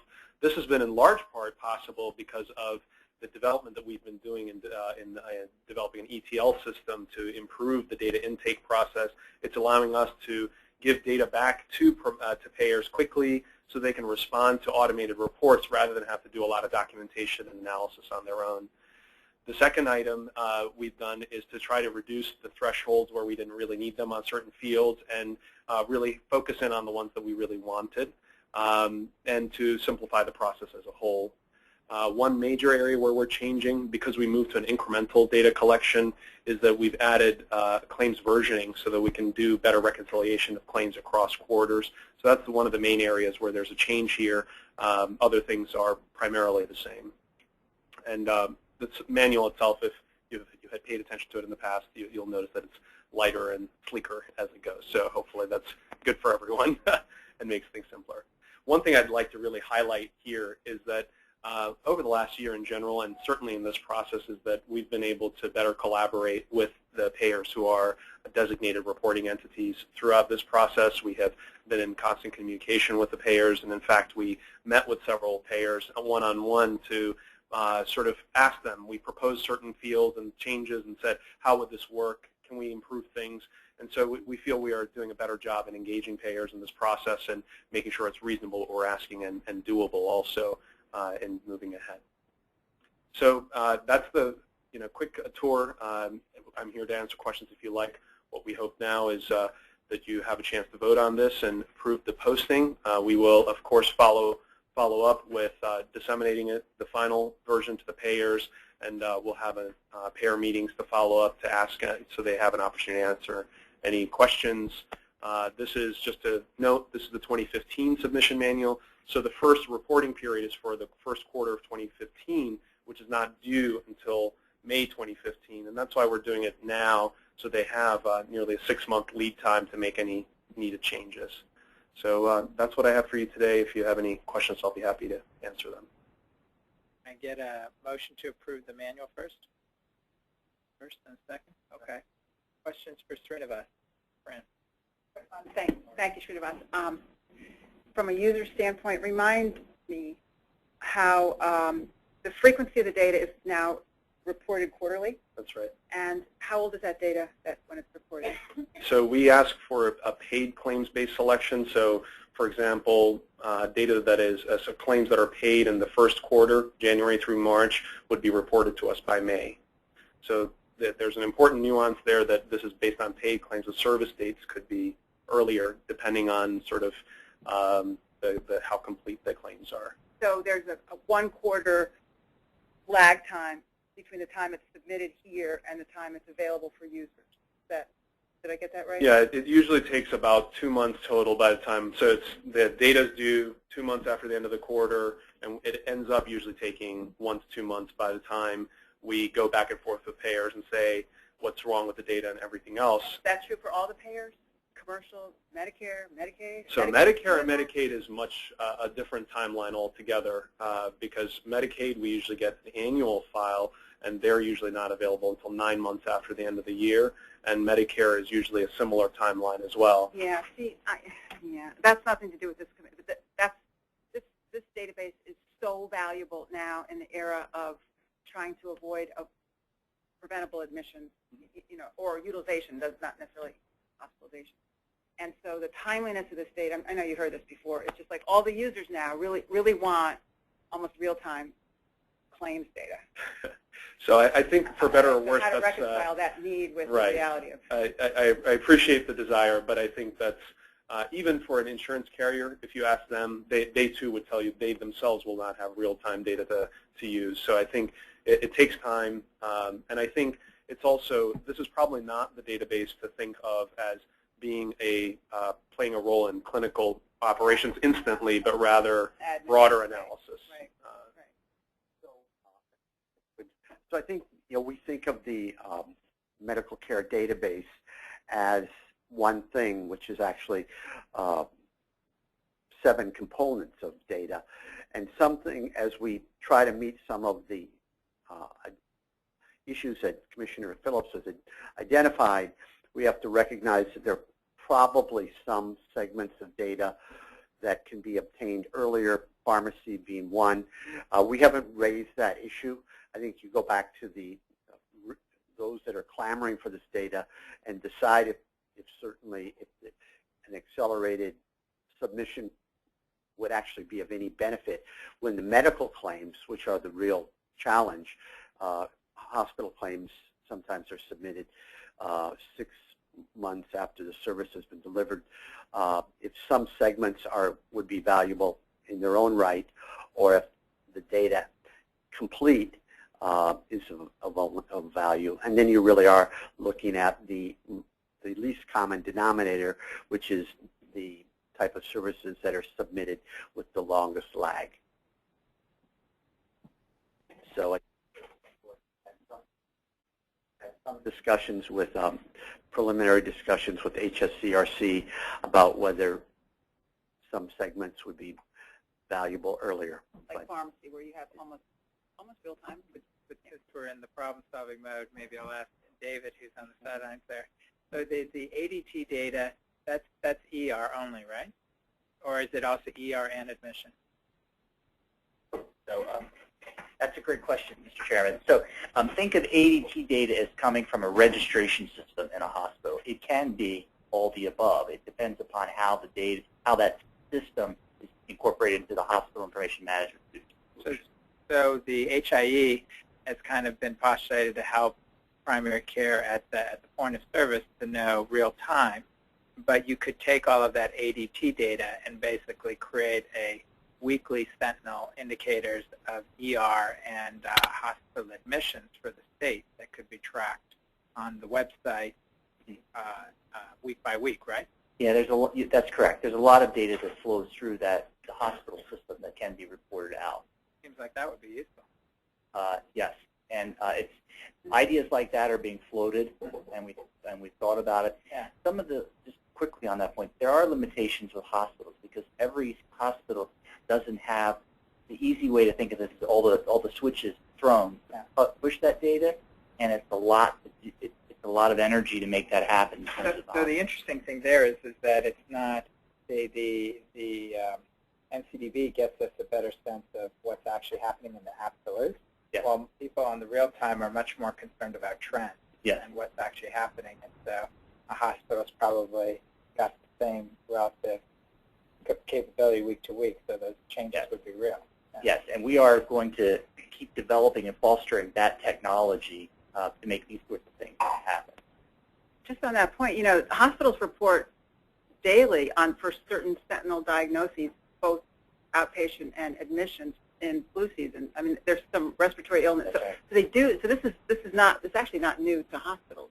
You would just widen the scope of what the diagnosis. Well, what's new is the technology that feeds it, because the sentinel events are in some ways more of an archaic manual process, whereas Dr. Canio is talking about more having a seamless integrated solution that doesn't require manual intervention. That comes off the ENS. Yeah. Okay, got it.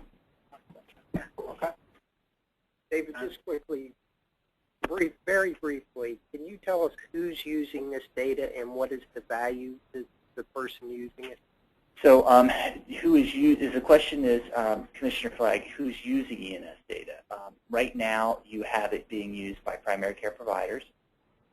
You have it being used, it's certainly being used for analysis purposes by hospitals. Who else could be using it is even a bigger question. But today, if I'm your treating physician and I have signed up, I would be able to get in for ENS. I would be able to get an alert at the time you went to an emergency room without depending upon you to come back to see me or call me after you were discharged and say, hey, I was there. It's really helpful for care coordination and managing the patient episodically and rather than waiting to do it as a follow-up. So we have well over 1,000 users, and there's probably 10,000 messages that are published a month already. Now, one could say, how useful are all the messages? And for technology that's only been out a little over maybe 2 years, we've found lots of value, and we're continuing to churn to find more of that value in it. So I think the question that you asked is a good one, and how do you actually make an so ENS is now flowing, but does it end up in someone's file, or is it actually being used to support care? And evaluations are very expensive. We begin to bounce around ways that we use some of our initial existing provider surveys to gauge the number of physicians and other providers that have access to ENS, number one, and could, through a survey, indicate whether they how they use it. So we're keenly aware that simply sending people information doesn't necessarily mean it's used. Dr. Weinstein has pointed out that it's got to be accessible in a streamlined and integrated manner to be effective.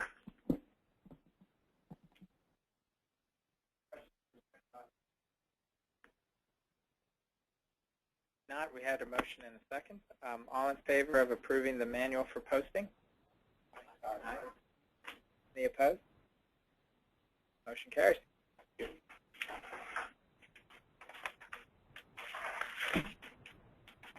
David, you're staying. Okay. All right. So item number 11 is on health information exchanges. In 2011, Maryland law required the Commission to adopt regulations for the privacy and security of protected health information exchanged through an HIE. Angela Evat will provide an update on the progress of HIEs in meeting the existing regulation and on the assessment of HIE activities in Maryland. Angela and David. So good afternoon, Mr. Chairman, members of the Commission.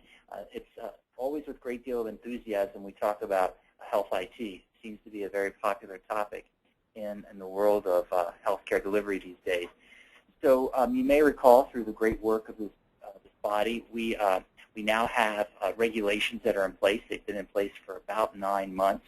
And Angela is going to give an update on just how far we've come in 9 months. And as we go forward, what we're constantly doing is having our finger to the wind so we can feel where we need to think about changes. And changes can be streamlining or they can be expanding, but be mindful that we're open to both and keep pushing forward to use this innovation as best we can throughout Maryland. So, Angela. Thank you. As David mentioned, in 2011, a law was implemented that required the Maryland Healthcare Commission to adopt regulations for the privacy and security of protected health information exchanged through HIEs operating in the state of Maryland. In developing the regulations for that statute, staff worked closely with the HIE Policy Board, which is a staff advisory board. That board consisted of various stakeholders that recommended policies and procedures around health information exchange. Those policies became the framework for drafting HIE regulations, which were adopted by this commission in February and went into effect in March 2014. As part of the requirements of the regulations, HIEs operating in the state of Maryland must register with the Commission as well as renew their registration annually. As part of the information collected for registration, we look at the HIE's technical capabilities, their service areas, and the types of participating organizations or their customers, basically. There are certain policies and procedures, such as authentication and audit, to ensure they're disclosing PHI appropriately. And also their consumer education materials, how are they communicating to patients around HIE activities. We also ask for their audited financial statements, and if they have any national accreditation, we do ask for that, but it's certainly not required. Over the past few months, we've registered 8 HIEs who are all required to comply with the regulations, and you'll see a listing of those here. Through our registration process, we learned quite a bit over the past few months. And particularly, we learned that healthcare reform is really driving the evolution of the electronic exchange of information and their strategies of organization. In particular, HIEs are looking to share data, more clinical data, across a broader audience than before. to address things such as readmission tracking. They're looking for more data analytics, more robust data. Given that demand, we're noticing a lot more HIEs entering the market. And given that, we want to ensure that our HIE rules and regulations are keeping pace with this evolving landscape.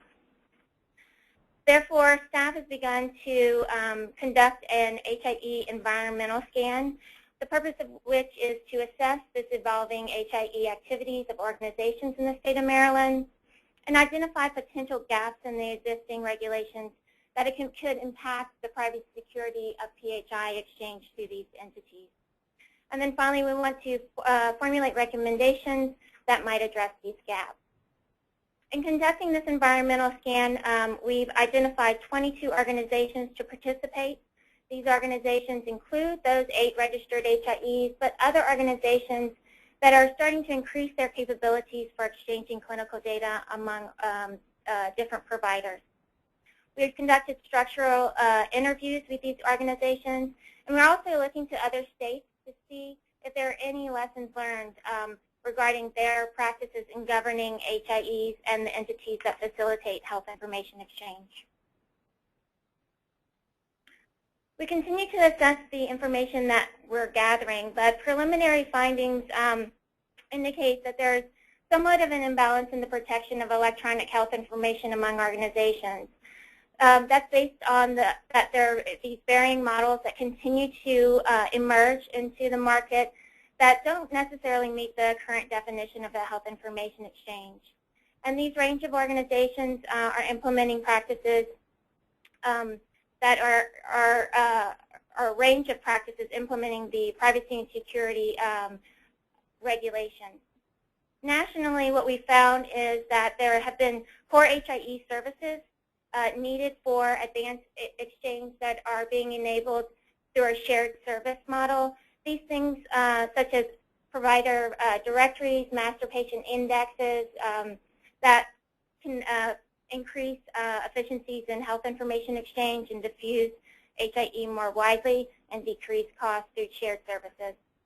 What we also found in other states that some states just rely solely on HIPAA to govern the protection of electronic health information, while others apply more rigorous standards and require things like certification and accreditation, meeting other standards besides HIPAA. Given these findings, we continue to explore in collaboration with organizations potential recommendations. What we plan on doing is to explore opportunities to revise the HIE definition to ensure its inclusion of these evolving models in the state, and also to potentially impact entities that are intermediaries between 2 or more organizations. Finally, we also plan to explore opportunities to streamline the requirements in collaboration with HIEs and other entities, and also explore those shared services that might increase efficiencies and decrease costs of diffusing HIE in the state. In terms of next steps, we plan to finalize our environmental scan for our brief to be released in January. We plan to continue to engage stakeholders in discussing and identifying those challenges and addressing those challenges by identifying potential policies or solutions that we can include in the regulation. If that's the case, then we plan to propose any changes to the regulation in the spring of 2015. So we'll be happy to take any questions now. Questions or comments? Barb? On the leading recommendation, you talk about an audit. Is that a self-audit or an audit? In terms of there is a requirements in the regulations for audit, but for our recommendations, we're not necessarily looking at auditing HIEs. You might have on the slide deck here, we're looking at streamlining some of the requirements. Right. And you might have a previous slide deck. An older version. Yeah, I think that's where audit has been struck. Yeah. My apologies. Brent. Thank you. Is it these 8 registered HIEs, is that the universe of HIEs in the state that meet the current definition? Is that all there are? Yeah, that's a good question to raise. So a year ago, we probably would have said there's only one that we know of, and that being Chris, state designated HIE. But as time moves faster, organizations emerge. We knew that there were HIEs in the pipeline on that list. Can you bring back that list for us? On the list, in fact, we've helped guide some of the HIEs that you see to be successful because it's so important that everyone be at that same level. So we've worked closely to help a number of these meet the core requirements. The dilemma here is that as technology continues to outpace what we think of as policy or regulations, keeping up with the market and ensuring that we are not having what we think are solid, robust, and practical standards on HIEs, and then having the market over here continuing to go, oh, we got great ideas, and coming in on the side. So there could be many of those that we don't know of. That you don't know. So case in point, I think I read about a major Maryland health system partnering with a major retail pharmacy to share information, pharmacy information bilaterally. Yeah. So I don't see that group on here, but that's in process. And health systems, I should say hospital system vendors and some of the administrative networks are exploring the opportunities to get their feet in the door, because what's better for a health system who's using a major product that's connected to 5 other health systems to build that bridge to be able to move that PHI back and forth. So these are areas where I think what Angela was talking about is we're really trying to dig into and figure out how we can bring them into the fold, and not so much to think of it as regulating them, but create a platform where everyone's performing to the same level of protection, because this has always been, or largely about protecting electronic health information, because it's moving at 20 miles an hour today, but in 2 or 3 years from now, it's going to be moving at 80 miles an hour, and then at light speed. So that's a really good point. It's not to slow down innovation through regulation, but it's to create this space for innovation that consumers can have confidence about the protection. I think that's really important. David, can you educate us in the example that Fran gave, where you have 2 entities and they're doing a bidirectional exchange of data and just need to, make it meet protection? Is the decision different around what they build than an exchange? So the answer is complex, and so I'll have to answer it a couple ways. You could think of direct messaging, secure email, HTTPS, where there's security, the protocols are built into that pipeline. So if we're moving it between 2 physicians, it's largely protected. But then when you have physicians that are connected to do that same thing, one-to-many, and today you might use a secure email over here, and the technology you deploy might be differently because you might be using a module that doesn't require that direct email. It could be largely different. So there's so many different technologies that are emerging that when you think of bidirectional between Dr. Tanyo and Dr. Barr, and that's the only 2 connections you have, there's protections there. But that, unfortunately, is, or perhaps maybe that's not fortunate. The reality of it is it's expanding, going so much further that we have to think, and we should think about those protections. David, will your scan of all these HIEs detail the level of sharing between them? I was fascinated by the Prince George's Health Department being up there and thinking about what level of sharing do we have amongst all of those. Will it include that? So we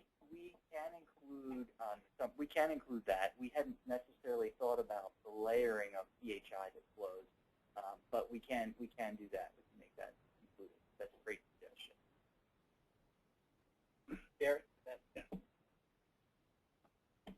Well, this is a huge industry. Yeah. So my question was, let's just pick the ones that are up here now.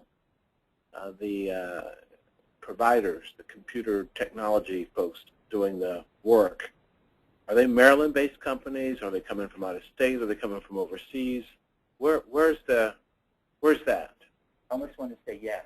Today, I would say that what I have not seen is a large influx of, when you say overseas vendors. They're mostly vendors that are national vendors. HIE in many ways grew out of the basement of home and the innovation of ideas that people said, well, let's build a box, if you will, that can move patient information in a protected manner. And they grow and grow, and then organizations buy them, and they get absorbed by other organizations. So what we're seeing is a lot of market struggle today. In the years to come, some of these organizations could be consumed by other organizations. So if we think back to the 90s, we saw the same sort of evolution with the administrative network, where it moved plain-type data, where there were only a few, they proliferated, and then they spent a decade being absorbed by each other or other type of entities, to now where it's much more of a stable environment. And even they, indeed, are thinking about sticking their toe into this water as well. What I don't see, or at least hear, is the role that any of our academic institutions play in either spinning off companies or to support this, or the role they play in the innovation. I don't hear our universities mentioned at all. Well, it's an interesting point. There are units. So when you think of the health system, Hopkins and MedStar and University of Maryland are part owners of CRISP. When I think of them as being the true academics that are designing the solutions, what happens when they become the incubators and they develop these products, they're often then acquired by private industry. And that's in many ways how the innovation continues to spur. Young people in classroom and labs come up with great ideas that technology partners, they sell them to technology partners right away. It is an industry that's growing and has a lot of room to grow. David, let me take a different spin. I mean, when you're talking about the academic centers, they're both on EPIC, right? I did get to the academic centers, they're both on EPIC? Yes. Yeah. So how does EPIC's strategy intersect with this whole thing? So that is drilling down a bit. Can you say a little bit about what is EPIC? EPIC is their major electronic medical record and claims processing. So hold me back if I go too far, and kick me, Ben, if I say too much. No, I think that would be useful for the yeah, sure. So EPIC is, as many of you know, one of the leading national hospital information solutions. In Maryland, it has 6 hospitals deployed by Hopkins, University of Maryland, and was considered by MedStar. MedStar recently made a decision not to go with EPIC. EPIC has a solution. It's called Care Everywhere. Great product. And what they decided to do is essentially build an HIE. That HIE today, given what we know and what we have in place, falls outside of the shell that the regulations would touch. And part of the environmental scan that we've been doing is really to look at how do we bring them into the group, and again, to some of the points that have been made, not to over-regulate them, but to ensure that protections are there. Their product, they have an HIE in play.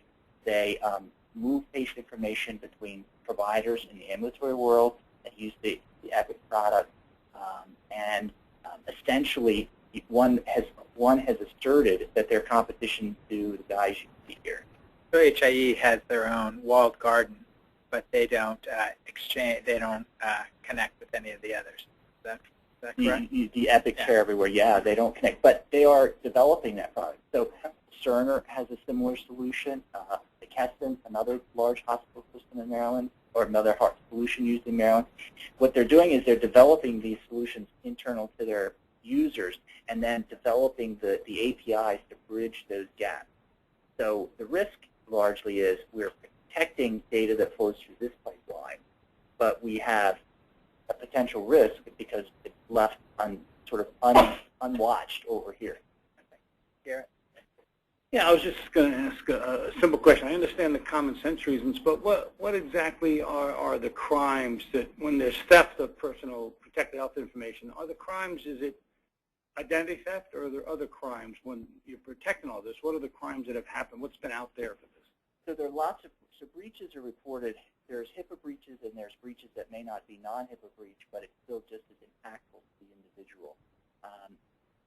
HHS collects those that are reported. I thought I saw 30,000 as a recent number nationwide recently. But what I think was mentioned earlier by one of the commissioners is that if there's a breach and information is disclosed, it's usually disclosed in mass quantity. It's not my record or Commissioner, your record. It's every one of us in the room, much like we heard the Target fiasco a year or so ago. How it's used and does it create detriment for individuals? I mean, I don't think any of us really know for sure, but it's that fear of knowing our information gets out there that triggers the trust. And Commissioner Phillips pointed out that if we lose consumer trust, then as great of an innovation tool as this can be, now and into the future, it won't happen. Yeah. Thanks. Interesting. Two questions. Adam and Michael. I think this is very nice, and I think you should also add, in addition to the PHI being exchanged here, maybe just a line or two about the purpose of each of these HIEs, because they exist somewhat for different reasons. And so, for instance, Peninsula Regional is designed to, I believe, unify their primary care base. And so they're exchanging a somewhat different subset of information than CRISP, which is a somewhat broader mission. That might add some level of clarity to some of these discussions. Great point. Thank you. Thank you. Great presentation. And I know this is going to be out of scope, but I'm just going to ask the question. From the end user perspective, I know you're looking at the security and privacy, but the end user perspective, clinicians, clinical teams engaging with the health information exchanges to do patient care, do we have anything that we do as the commission to assure that the information is flowing to the users of the system? So the short answer is not yet, but that is something to ponder, because today the information doesn't flow easily to native EHR solutions. I think Commissioner Weinstein mentioned, it can be clunky. ENS shows up at your door, and Ben mentioned you got to do something with it. Eventually, it will all be seamless, and so I think these kinds of points that you're bringing up are something that we do have to be mindful about into the future. Other questions? Okay. Thank you. Thank you, There was Mr. Chair. a lot of interest. Moving to agenda item number 12. I think, David, you're staying, but Guy D'Andrea is joining you, who's president and founder of Discern, and he'll be providing an update on the 2013 performance year results of Maryland's multi-payer PCMH program. Thank you, and thanks to the Commission for the opportunity to share this update. So we'll provide some of the data and results from the Maryland multi-payer PCMH program. To a large degree, the updates that I'll be providing today reflect performance and results during calendar year 2013. But I'll note where we're also comparing data over multiple years. Just to remind the commissioners, in terms of the goals of this program, through enhanced primary care, the intent is to increase the quality of care received by patients, not only in the primary care setting, but across the care system, to control costs in healthcare, and to improve the patient experience of care, and also the experience of care for providers who are managing patients. And the mechanism by which the program is intended to achieve these goals is through supporting the development of enhanced primary care capabilities to provide access to care for patients who need it, to coordinate care, especially for patients with complex health needs as they travel to different care settings, and to promote wellness and prevention within healthcare, within patient populations. So the results during calendar year 2013 were that there were 51 practices in the program, and they received upfront fixed transformation payments that are a function of the number of patients that they have attributed to them.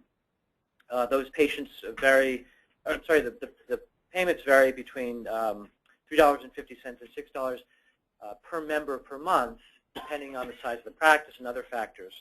In total, those practices received $4.4 million in those fixed transformation payments, and the intent of those payments is to enable primary care practices to invest in the kinds of enhancements I just described: care coordinators, providing enhanced access to care, managing complex healthcare episodes. Of the practices that are engaged in the MMPP and that were engaged during 2013, about half, 24 of 51, generated savings as measured through data from the Maryland All-Payer Claims Database. Those 24 of 51 generated savings net of the fixed transformation payments that they had received. Right? So one of the benchmarks that a practice has to clear is that they actually generate savings beyond the payments that they already would have received up front. Of those 24 practices, 10 of them exceeded a 10% savings threshold, which meant that their attributed savings was capped at 10%. In previous years, we've talked about this issue where, especially for small practices, we see a fair amount of volatility. And so we instituted a corridor that capped savings at 10%, just so that we weren't, and we'll see in a slide where, how that volatility plays out, but we didn't want to attribute excessive amounts of savings to practices, especially where there were small numbers where we couldn't necessarily attribute the savings to directly to the practice. And then, so those are the financial results. And then, as we'll see in more detail later, there's been about a 15% increase over 2 years of quality measurement, quality data collection, which we think is a significant increase in terms of the performance of the practices, and is one of the ways that we can drive value through improving primary care. So we talked a little bit about the shared savings results.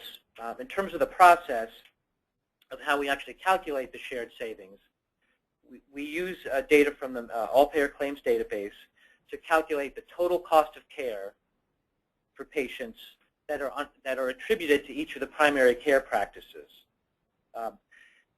And we do that year on year for the same population. That is, we look at the same population of patients from one year to the next, and we say, did that population cost more or less dollars than they did in the past? Not just for primary care services, but for all of the services that those patients receive as they travel across the care system, as they receive hospital services or specialty physician services. So most of the care that's driving those costs occur outside of the primary care practice, right? About more than 90% of costs are not associated with primary care services. But we're saying to those primary care providers, you need to be accountable to manage that total patient experience, that total patient health status. And what we do is we compare how those practices do against a budget, against a benchmark that's established, which is that practice's baseline costs for that population. So in this case, it would be their 2012 costs. And then we increase that by the statewide trend for all of the other primary care practices in the state. Right? So we're looking at our 50 practices, and we're comparing how they do compared to all of the other practices. And so when we say in this program that they've generated savings, we're saying that they've had a lower trend than all of the other practices in the state. And when you think about that, you have to think about all of the other things that are going on in the state that might be affecting that trend. We can't isolate just the impact of this one program. There are ACOs forming in the state. There's the adoption of HIT, as was just discussed. There are single carrier PCMH programs. So all of that is going on in the benchmark trend. And so again, when we say we're generating savings, we're comparing to that benchmark. And so a practice that generates savings relative to that benchmark is eligible to receive a shared savings payment. Whether they actually get a payment and the amount of that payment is based on other performance factors, specifically their quality measure reporting and their utilization measure results. Right? So if they drive costs, if they're able to manage costs at the population level, they're attributed with savings. Whether they actually get a shared savings payment depends on how they did on the quality reporting and how they did on their utilization results. And the utilization measures we look at are specifically ER use, hospital utilization, and readmission rates. So depending on how they do on those various parameters, they're eligible to receive 30, 40, or 50% of the savings that they generated. The remainder of the savings would accrue to the benefit of the health plan or the insurer. It is actually possible for a carrier or for a provider to receive 0% if they just fail to meet the performance benchmarks, although, as you'll see, we didn't have to have that situation. I mentioned earlier that when we do the shared savings calculations, we only look at patients that are attributed to the practice in consecutive periods. So we're looking at the intersection of those periods. And the idea there is that we want to compare a like group of patients. Right? Patients migrate into the practice, they migrate out. And if we just compared their entire populations, we might actually be seeing the effect of patient selection or other changes. So by comparing a like group of patients, the same group of patients, in fact, year on year, we hope to get a better insight into whether the practice is actually managing overall trend and value. We do have, and I can go into more detail, built into the shared savings methodology are various mechanisms to try to control for outliers or for costs that are outside the control of the practice. So we exclude certain costs, and then we cap the cost adjustments at a certain maximum per year.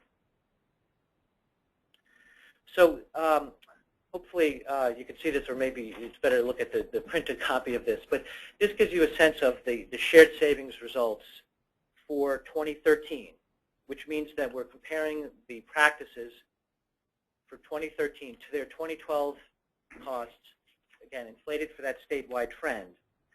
And so reading left to right on this graph is the size of the practices, the number of attributed patients that are in the practice. And then the y-axis is the PMPM savings that practice achieved.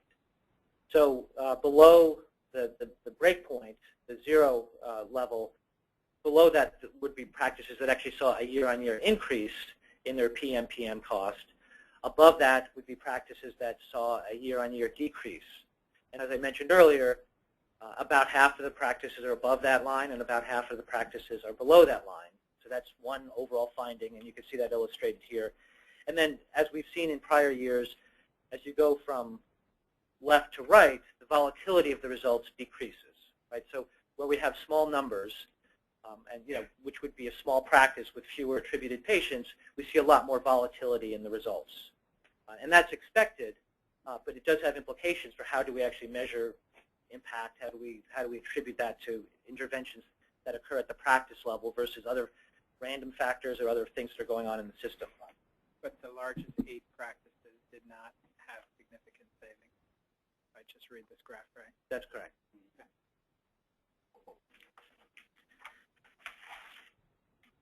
Okay. So in terms of the shared savings status, as I mentioned earlier, 24 of the practices, so this is in the performance in 2013, which is the second column from the left, 24 of the practices did generate savings in excess of the fixed transformation payments that they had received.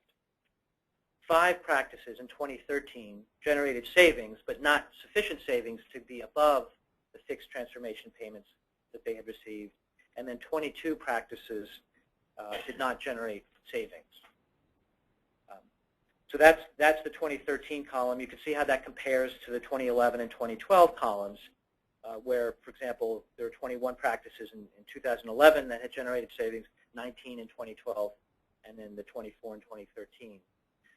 The final column at the far right of that graph reflects the count of practices that achieved savings in that category in every year.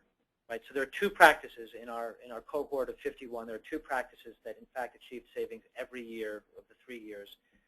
There are 3 practices that did not achieve savings in any of the 3 years. Just want to make sure I understood that. So practices are bouncing around on the rows. Right. Right. Okay. Right. And I guess we can discuss the implications of that when we after. Yeah, I think let's wait. I think there's a couple things that we are seeing with our payment methodology that make us recognize that the payment methodology itself, in a sense, high performance 1 year can make set a threshold that's very high for the next year. Right. Right. As a maybe a context-setting comment on these results, this is similar to what Medicare has achieved, for example, in the data they've published to date on the Medicare Shared Savings Program for Accountable Care Organizations. Right. So in that program, only about a quarter of the participants achieved enough savings in order to qualify for a shared savings payment under that program.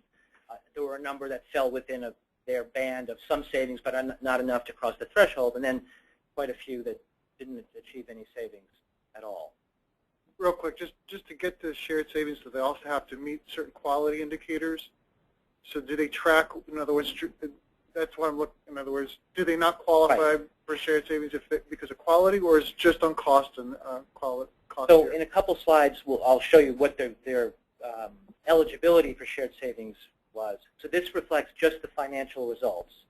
Again, and whether it's a significant consideration or not, I do want to point out that this is relative, all of these results are relative to the benchmark, and that benchmark is inclusive of all of the other factors or trends that are going on in the state. Can I just clarify one thing? So if I look at your first row, I interpret that while you may have, like, in any given 1 year, possibly as much as 40–50% of those panels have savings, but over a 3-year time frame, only 2 panels have consistently outperformed. Is that correct? That's right. Okay. Right. Right. So, sure, please.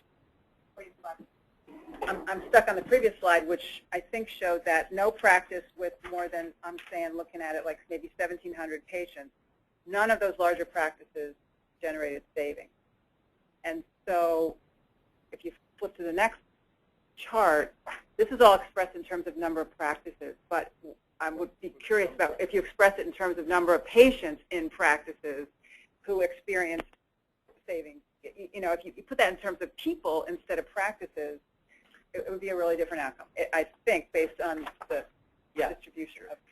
Right, and what you would certainly see if we looked at year on year, so as has been noted, for this year's results, we don't see any of the large practices generating significant savings. I can't quote the exact numbers for 2012 and 2011, but we would see in those years some of those larger practices generating savings. So by definition. That's not been a trend. That's not. That's just 1 year. So this is 1 year, right? Right, and we could. Okay, I think we're all trying to figure out like, what's the answer. Trying to get below the numbers. I know. Yeah, okay. yeah, and it's a great point. I mean, so when we look at the quality trends, we actually have done weighted averages there to look at that include patient volumes. We can do that here. I can't quote those numbers to you extemporaneously. Sure. In terms of so certainly as we look at the results, we want to understand, well, what would drive savings? Are there factors that, if they were present, would change? Would make these results more consistent, sustainable, predictable? And so we look at the shared savings results compared to a lot of other variables. And generally, it can be hard to isolate any one variable that has a high predictive value. But in looking at the data for 2012 to 2013, we did identify that the change in hospital days per 1,000, right, but it could be per any unit, but that the change in hospital days has a somewhat high predictive value in terms of the change in cost. So the way that to read this graph, the dots in the upper left-hand quadrant represent practices who had a reduction in their hospital days, which is expressed on the x-axis of the graph, and also had a change in their savings, an increase in savings or a reduction in cost, which is, I think, what you would hope to see and expect, but we haven't seen that, for every variable where we expect to see that relationship, but we do see it here. In this graph, then, the dots that are in the lower right-hand quadrant are the practices that had a year-on-year increase in hospital days and had a corresponding increase in cost. So in terms of trying to find the opportunity for how, what do we actually manage in order to drive savings, the hospitalization rate does show some promise here, and perhaps an interesting opportunity in light of the Medicare waiver, the hospital rate setting system, the global payment model where hospitals will have themselves a financial incentive to drive down total admissions. I think there's not all that long ago, I had a conversation with the practice manager of a very large practice, and he was looking at his frequent flyers who are being admitted often, and he found out that the vast majority of those folks had never shown up at their practice. They were certainly part of their panel, but they weren't ever coming to see the doctor. And do we know what sort of level of, if you've got an engaged patient population and you're able to reduce that among your engaged patients, could that be a reason why the larger practices aren't seeing savings? So the attribution methodology that is used in this program is, by definition, requires the patient to have received care by that primary care practice within the last 2 years. That is different than what Medicare does for their shared savings program, because they're looking at a much larger attribution model that is not primary care based. So in this case, any patient that we would attribute to you would have been seen by the practice. Now, they might have been seen 18 months ago. And, this was something we debated when we were designing the program. Part of the goal of the PCMH is to be proactive.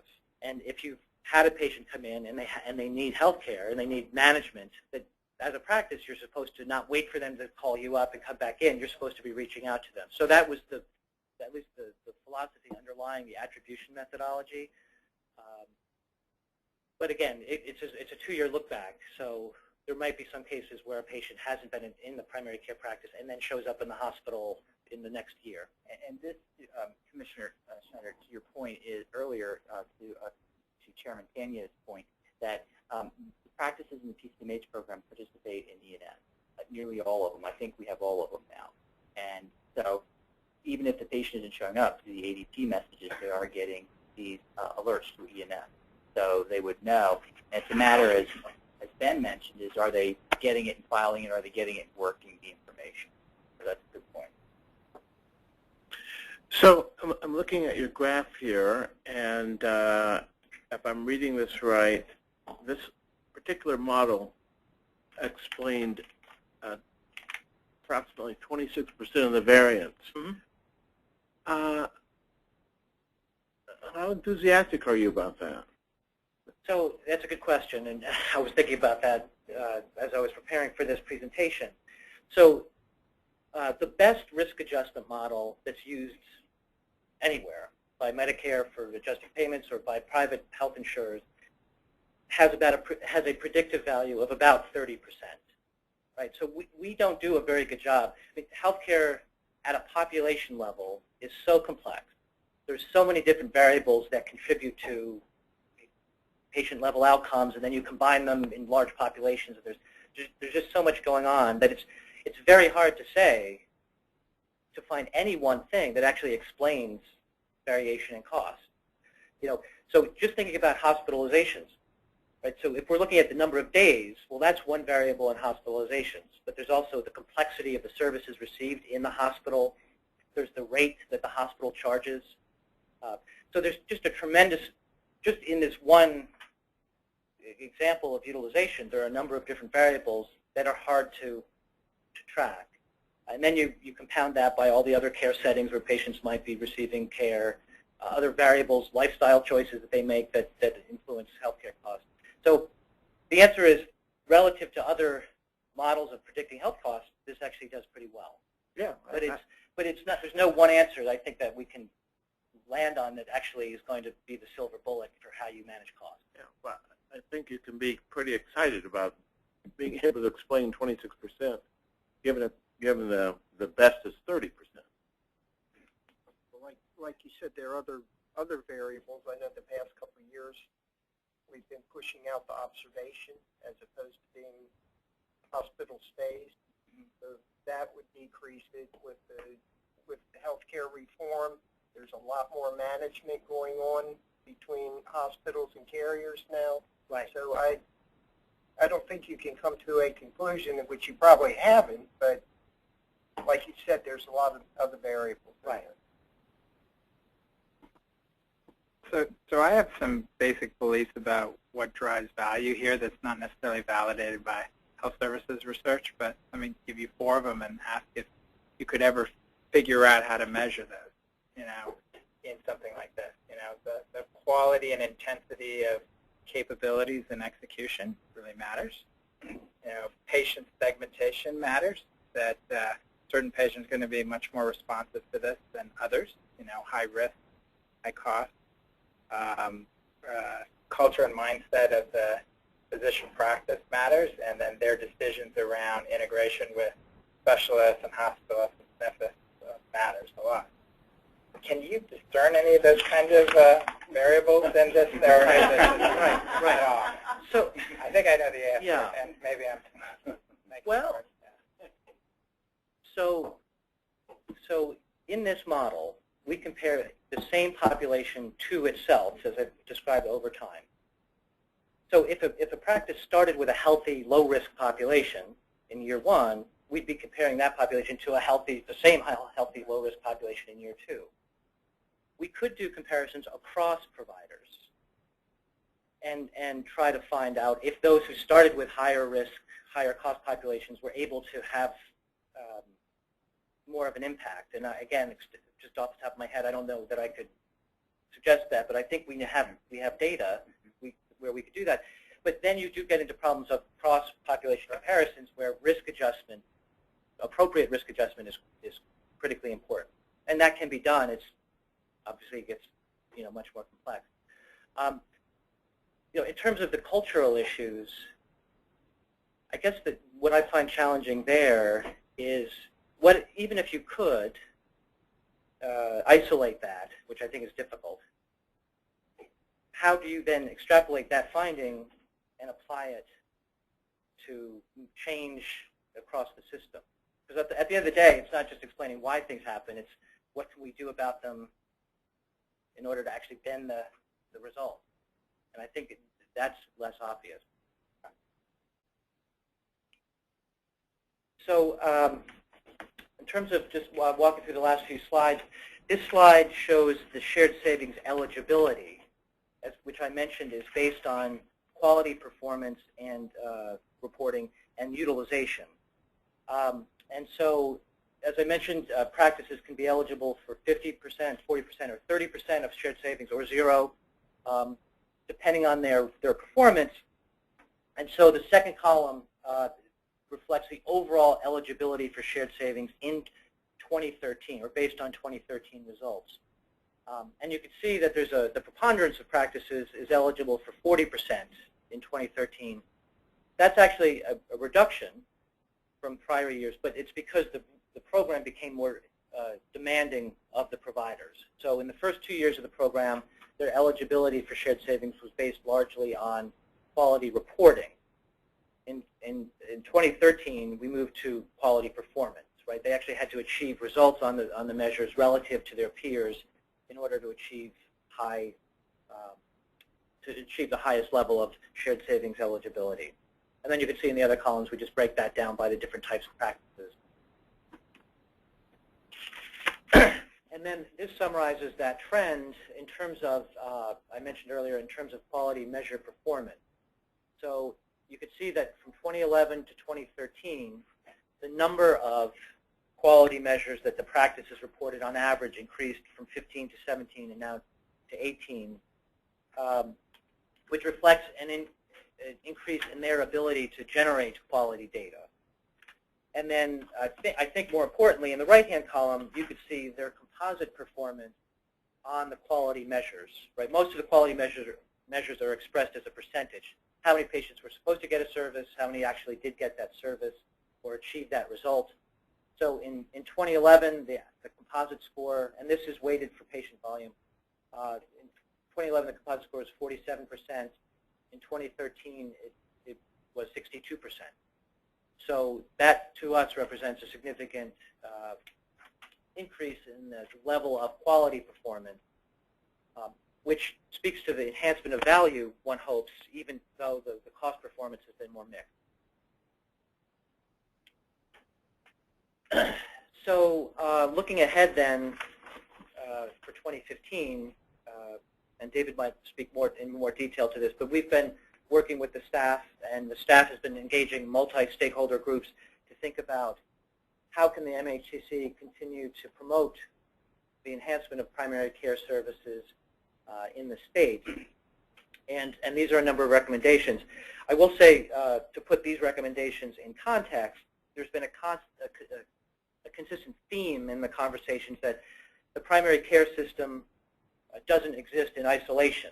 And this gets to some of the variables we were talking about earlier, that in order to really have effective primary care, it means thinking about how primary care connects and integrates and coordinates with all of the other care that's being delivered in the system. And that the work of the MHCC in this context doesn't exist in isolation relative to other state agencies. So whatever the MHCC might do going forward, it should be done in that context. For example, the hospital waiver and the hospital rate setting would be one example. The SIM initiative, if it gets funded, would be another example.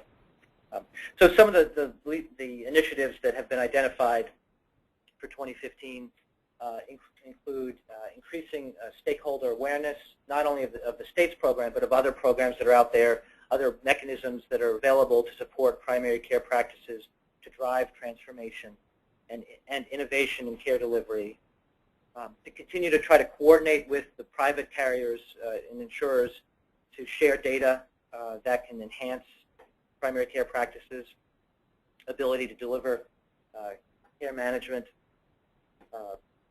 to continue to work with the MMPP practices. I mean, having built up a quality reporting infrastructure now, how can we continue that momentum and help them implement strategies that increase quality and performance? And then, as I guess was on the last agenda item, thinking about how to use health information technology to enhance the quality and effectiveness of care delivery. So that brings us to the end. Questions or additional questions? Just one more. If you looked at the large practices in any of the other years and you plotted the same way, did any of those large practices ever achieve savings? They did, and I guess we can provide detail, but if you, just by the nature of these results, right, there was a lot of volatility year to year, and the large practices did experience some of that volatility as well. Not to the extent that they were far away from that. They were still close to the line, but they did sort of fluctuate on either side of that savings line.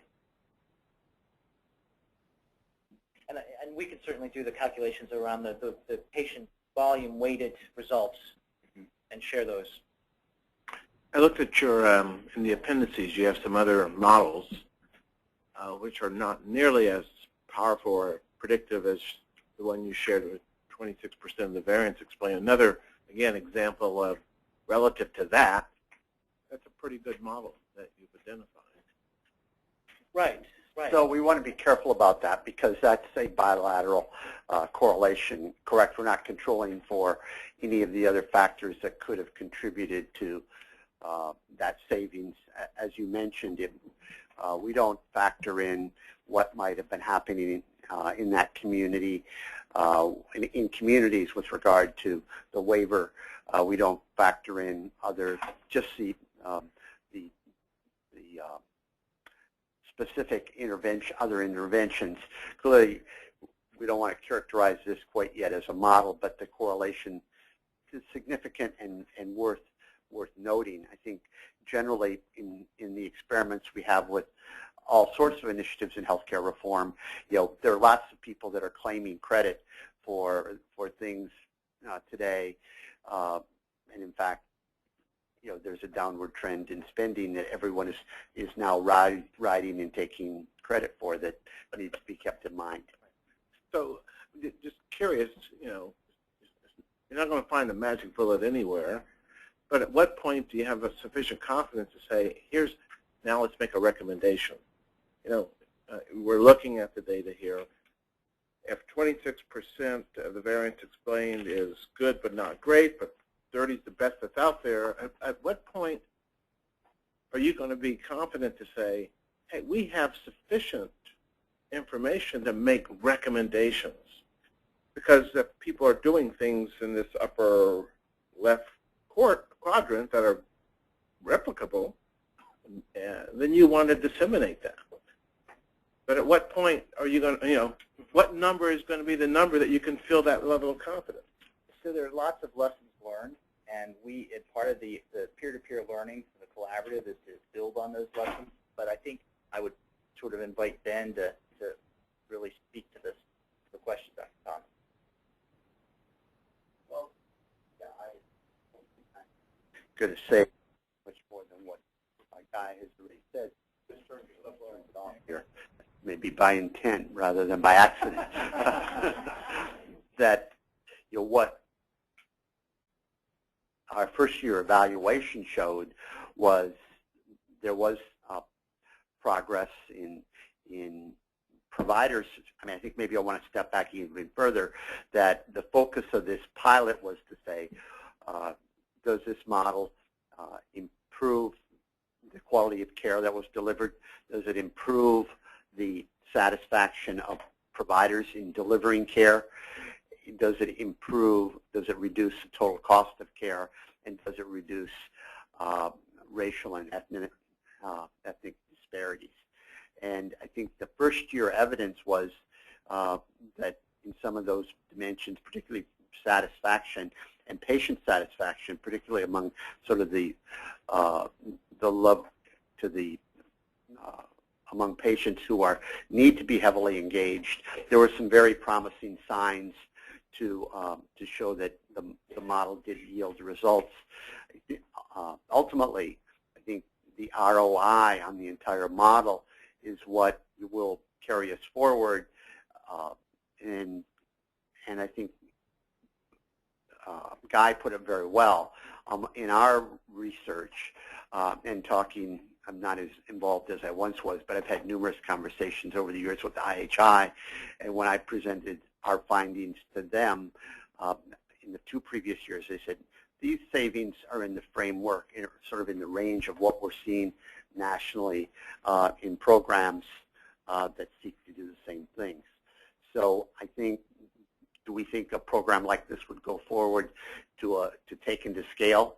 I think that what we see is taking these lessons and applying them to many single carrier programs going forward is a more likely prospect.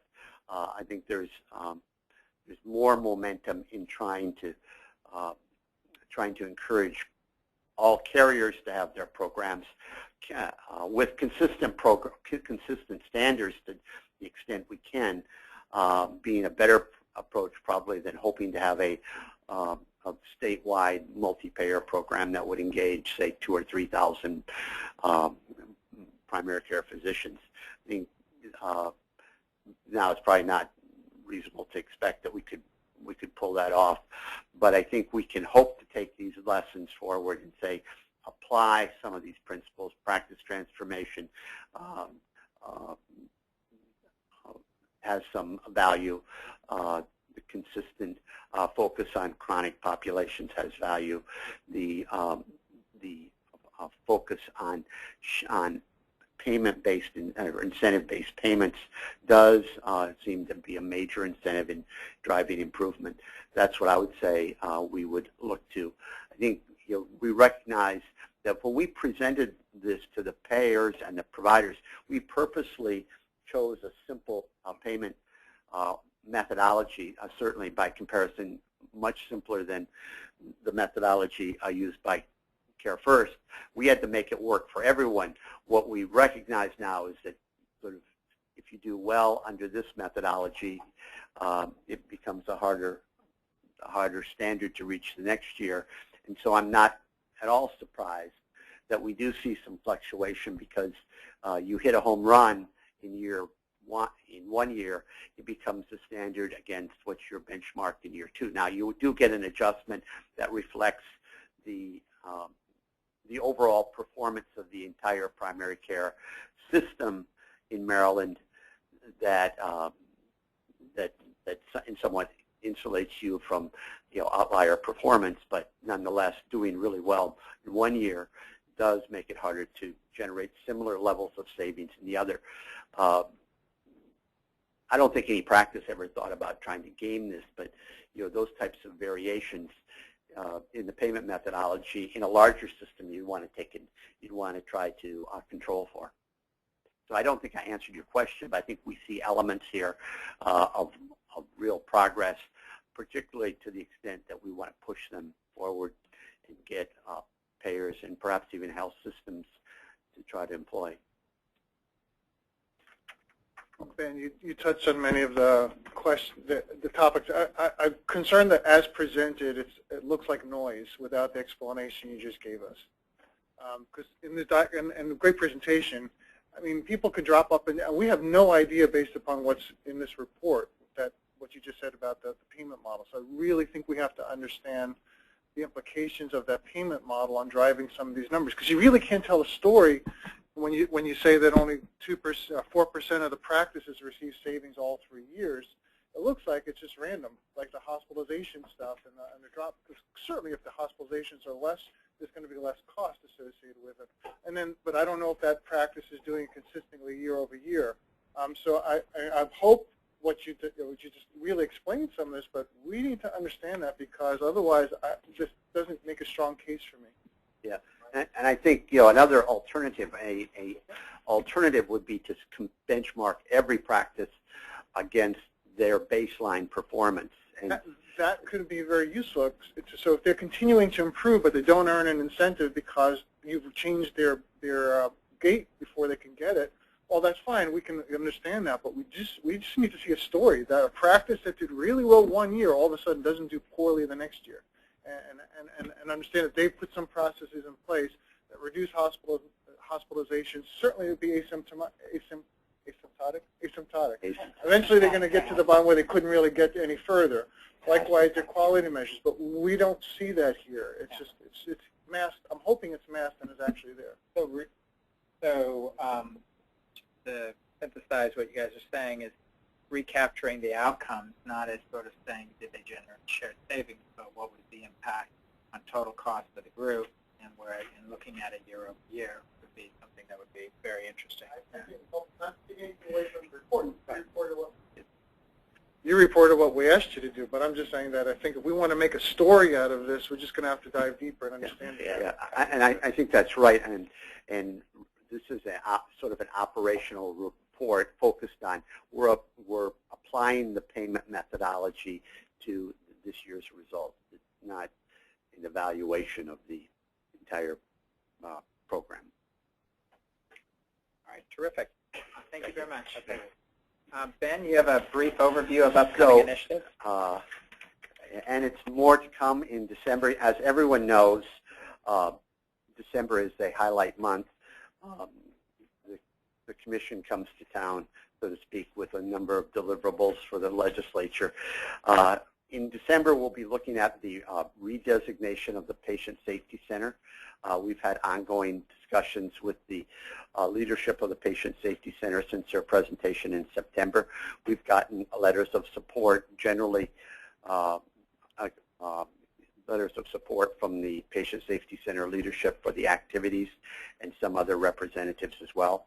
We will be reporting our findings on another exciting topic, and that was in the 2011 legislation on the assignment of benefits. The Commission was required to do an evaluation after a 3-year implementation period. That law is up for review in 2015, and our report is thought to be one piece of input on whether it would continue. We'll be looking at a PCMH single carrier application from Aetna.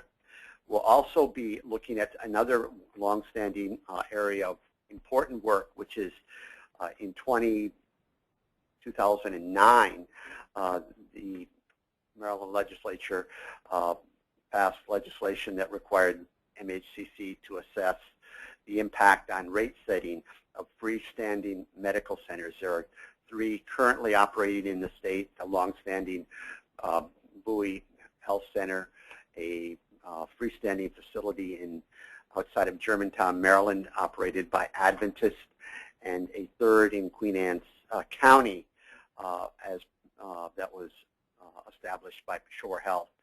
There's a flurry of interest in these type of facilities. going forward, and many are waiting for our assessment report. We'll also have several certificate of need or certificate of conformance applications for performing elective PCI, one at Carroll Hospital Center. Carroll was one of the hospitals that was really very anxious to be able to perform elective PCI. They now only perform primary. Upper Chesapeake will also be considered.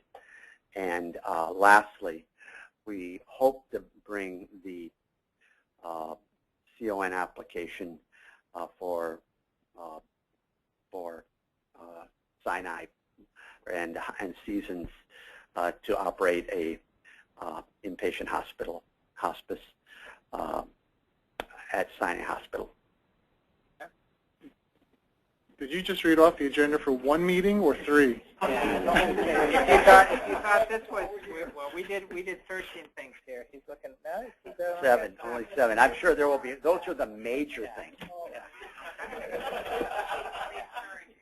But if there's no other business before this commission today, I'll entertain a motion to adjourn. All right. Okay, meeting adjourned.